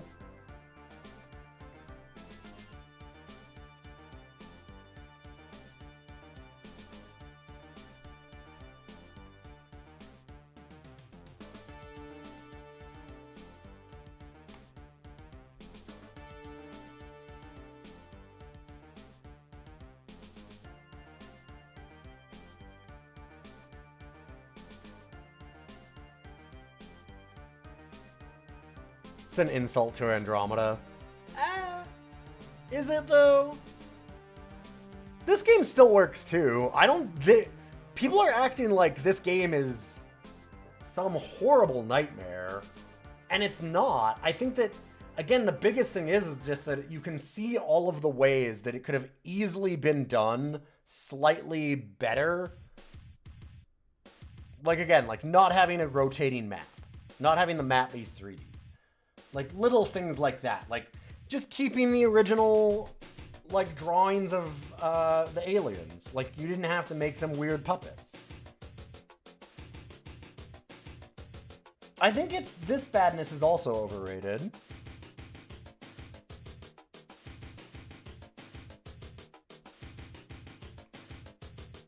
I don't think this is nearly as bad as what people are trying to say. That being said, again, like its biggest sins are just how much it blows up Star Control 2.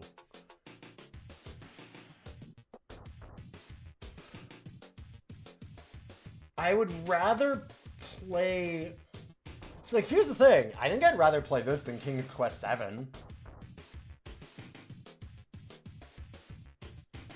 Although I have to say, having to just wait for the sliders to go up to get more progress in this thing.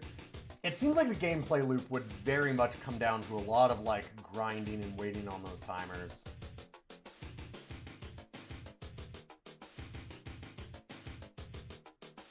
Ugh. Yeah, no, I might actually would rather... Oh, God, I don't know.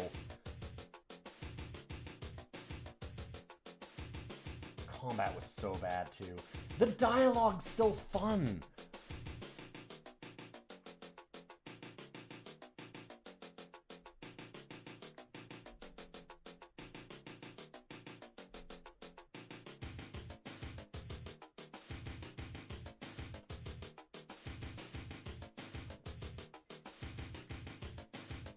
Listening to the Star Control 2 music is just making me feel better than what this thing should make me feel. Because boy, the Star Control 3 music was terrible.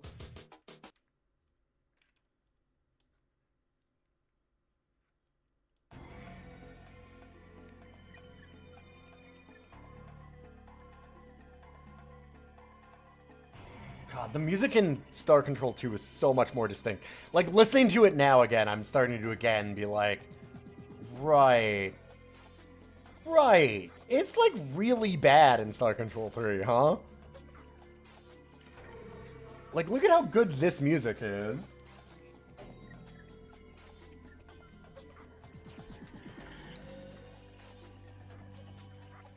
And then if we go to this...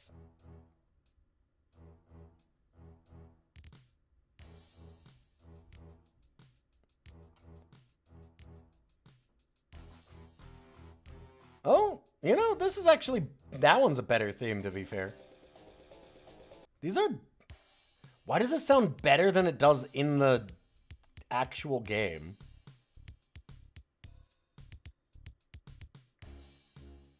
Oh, there we go. Yeah, here. Here's a good example.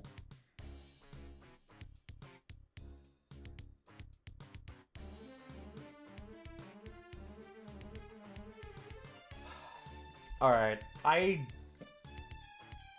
would not rather play King's Quest 7. I'm just gonna say, I just would rather not.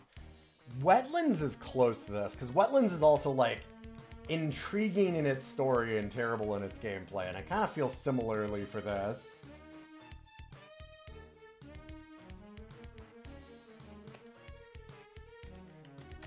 Congratulations, Star Control 3. People hate you. But you're still a top 200 game in my heart. Hey, Captain Cobell! Welcome, welcome. Thanks for stopping in. Saw you the other day. Sorry that you're coming in right at the end again. I gotta give my cat some pills here. He's laying down, relaxing.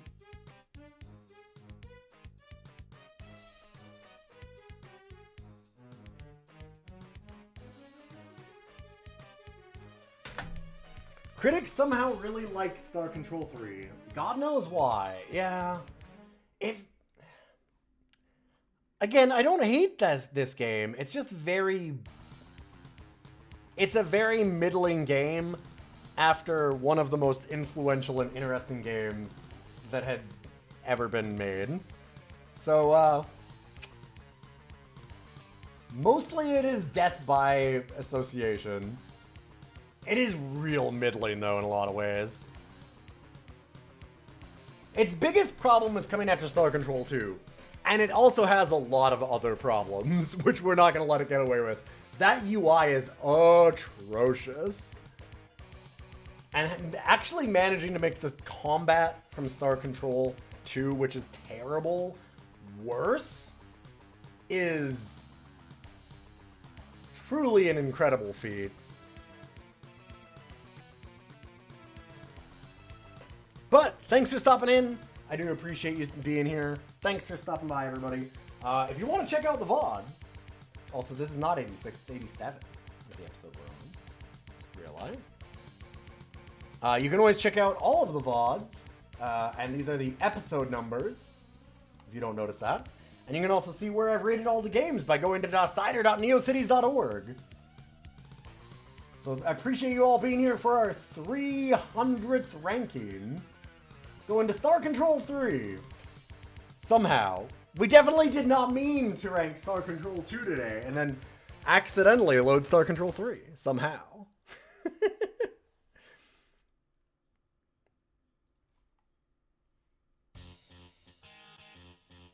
Definitely not. I wouldn't do that at a sub's request of Star Control 2. No, no, no. Not me.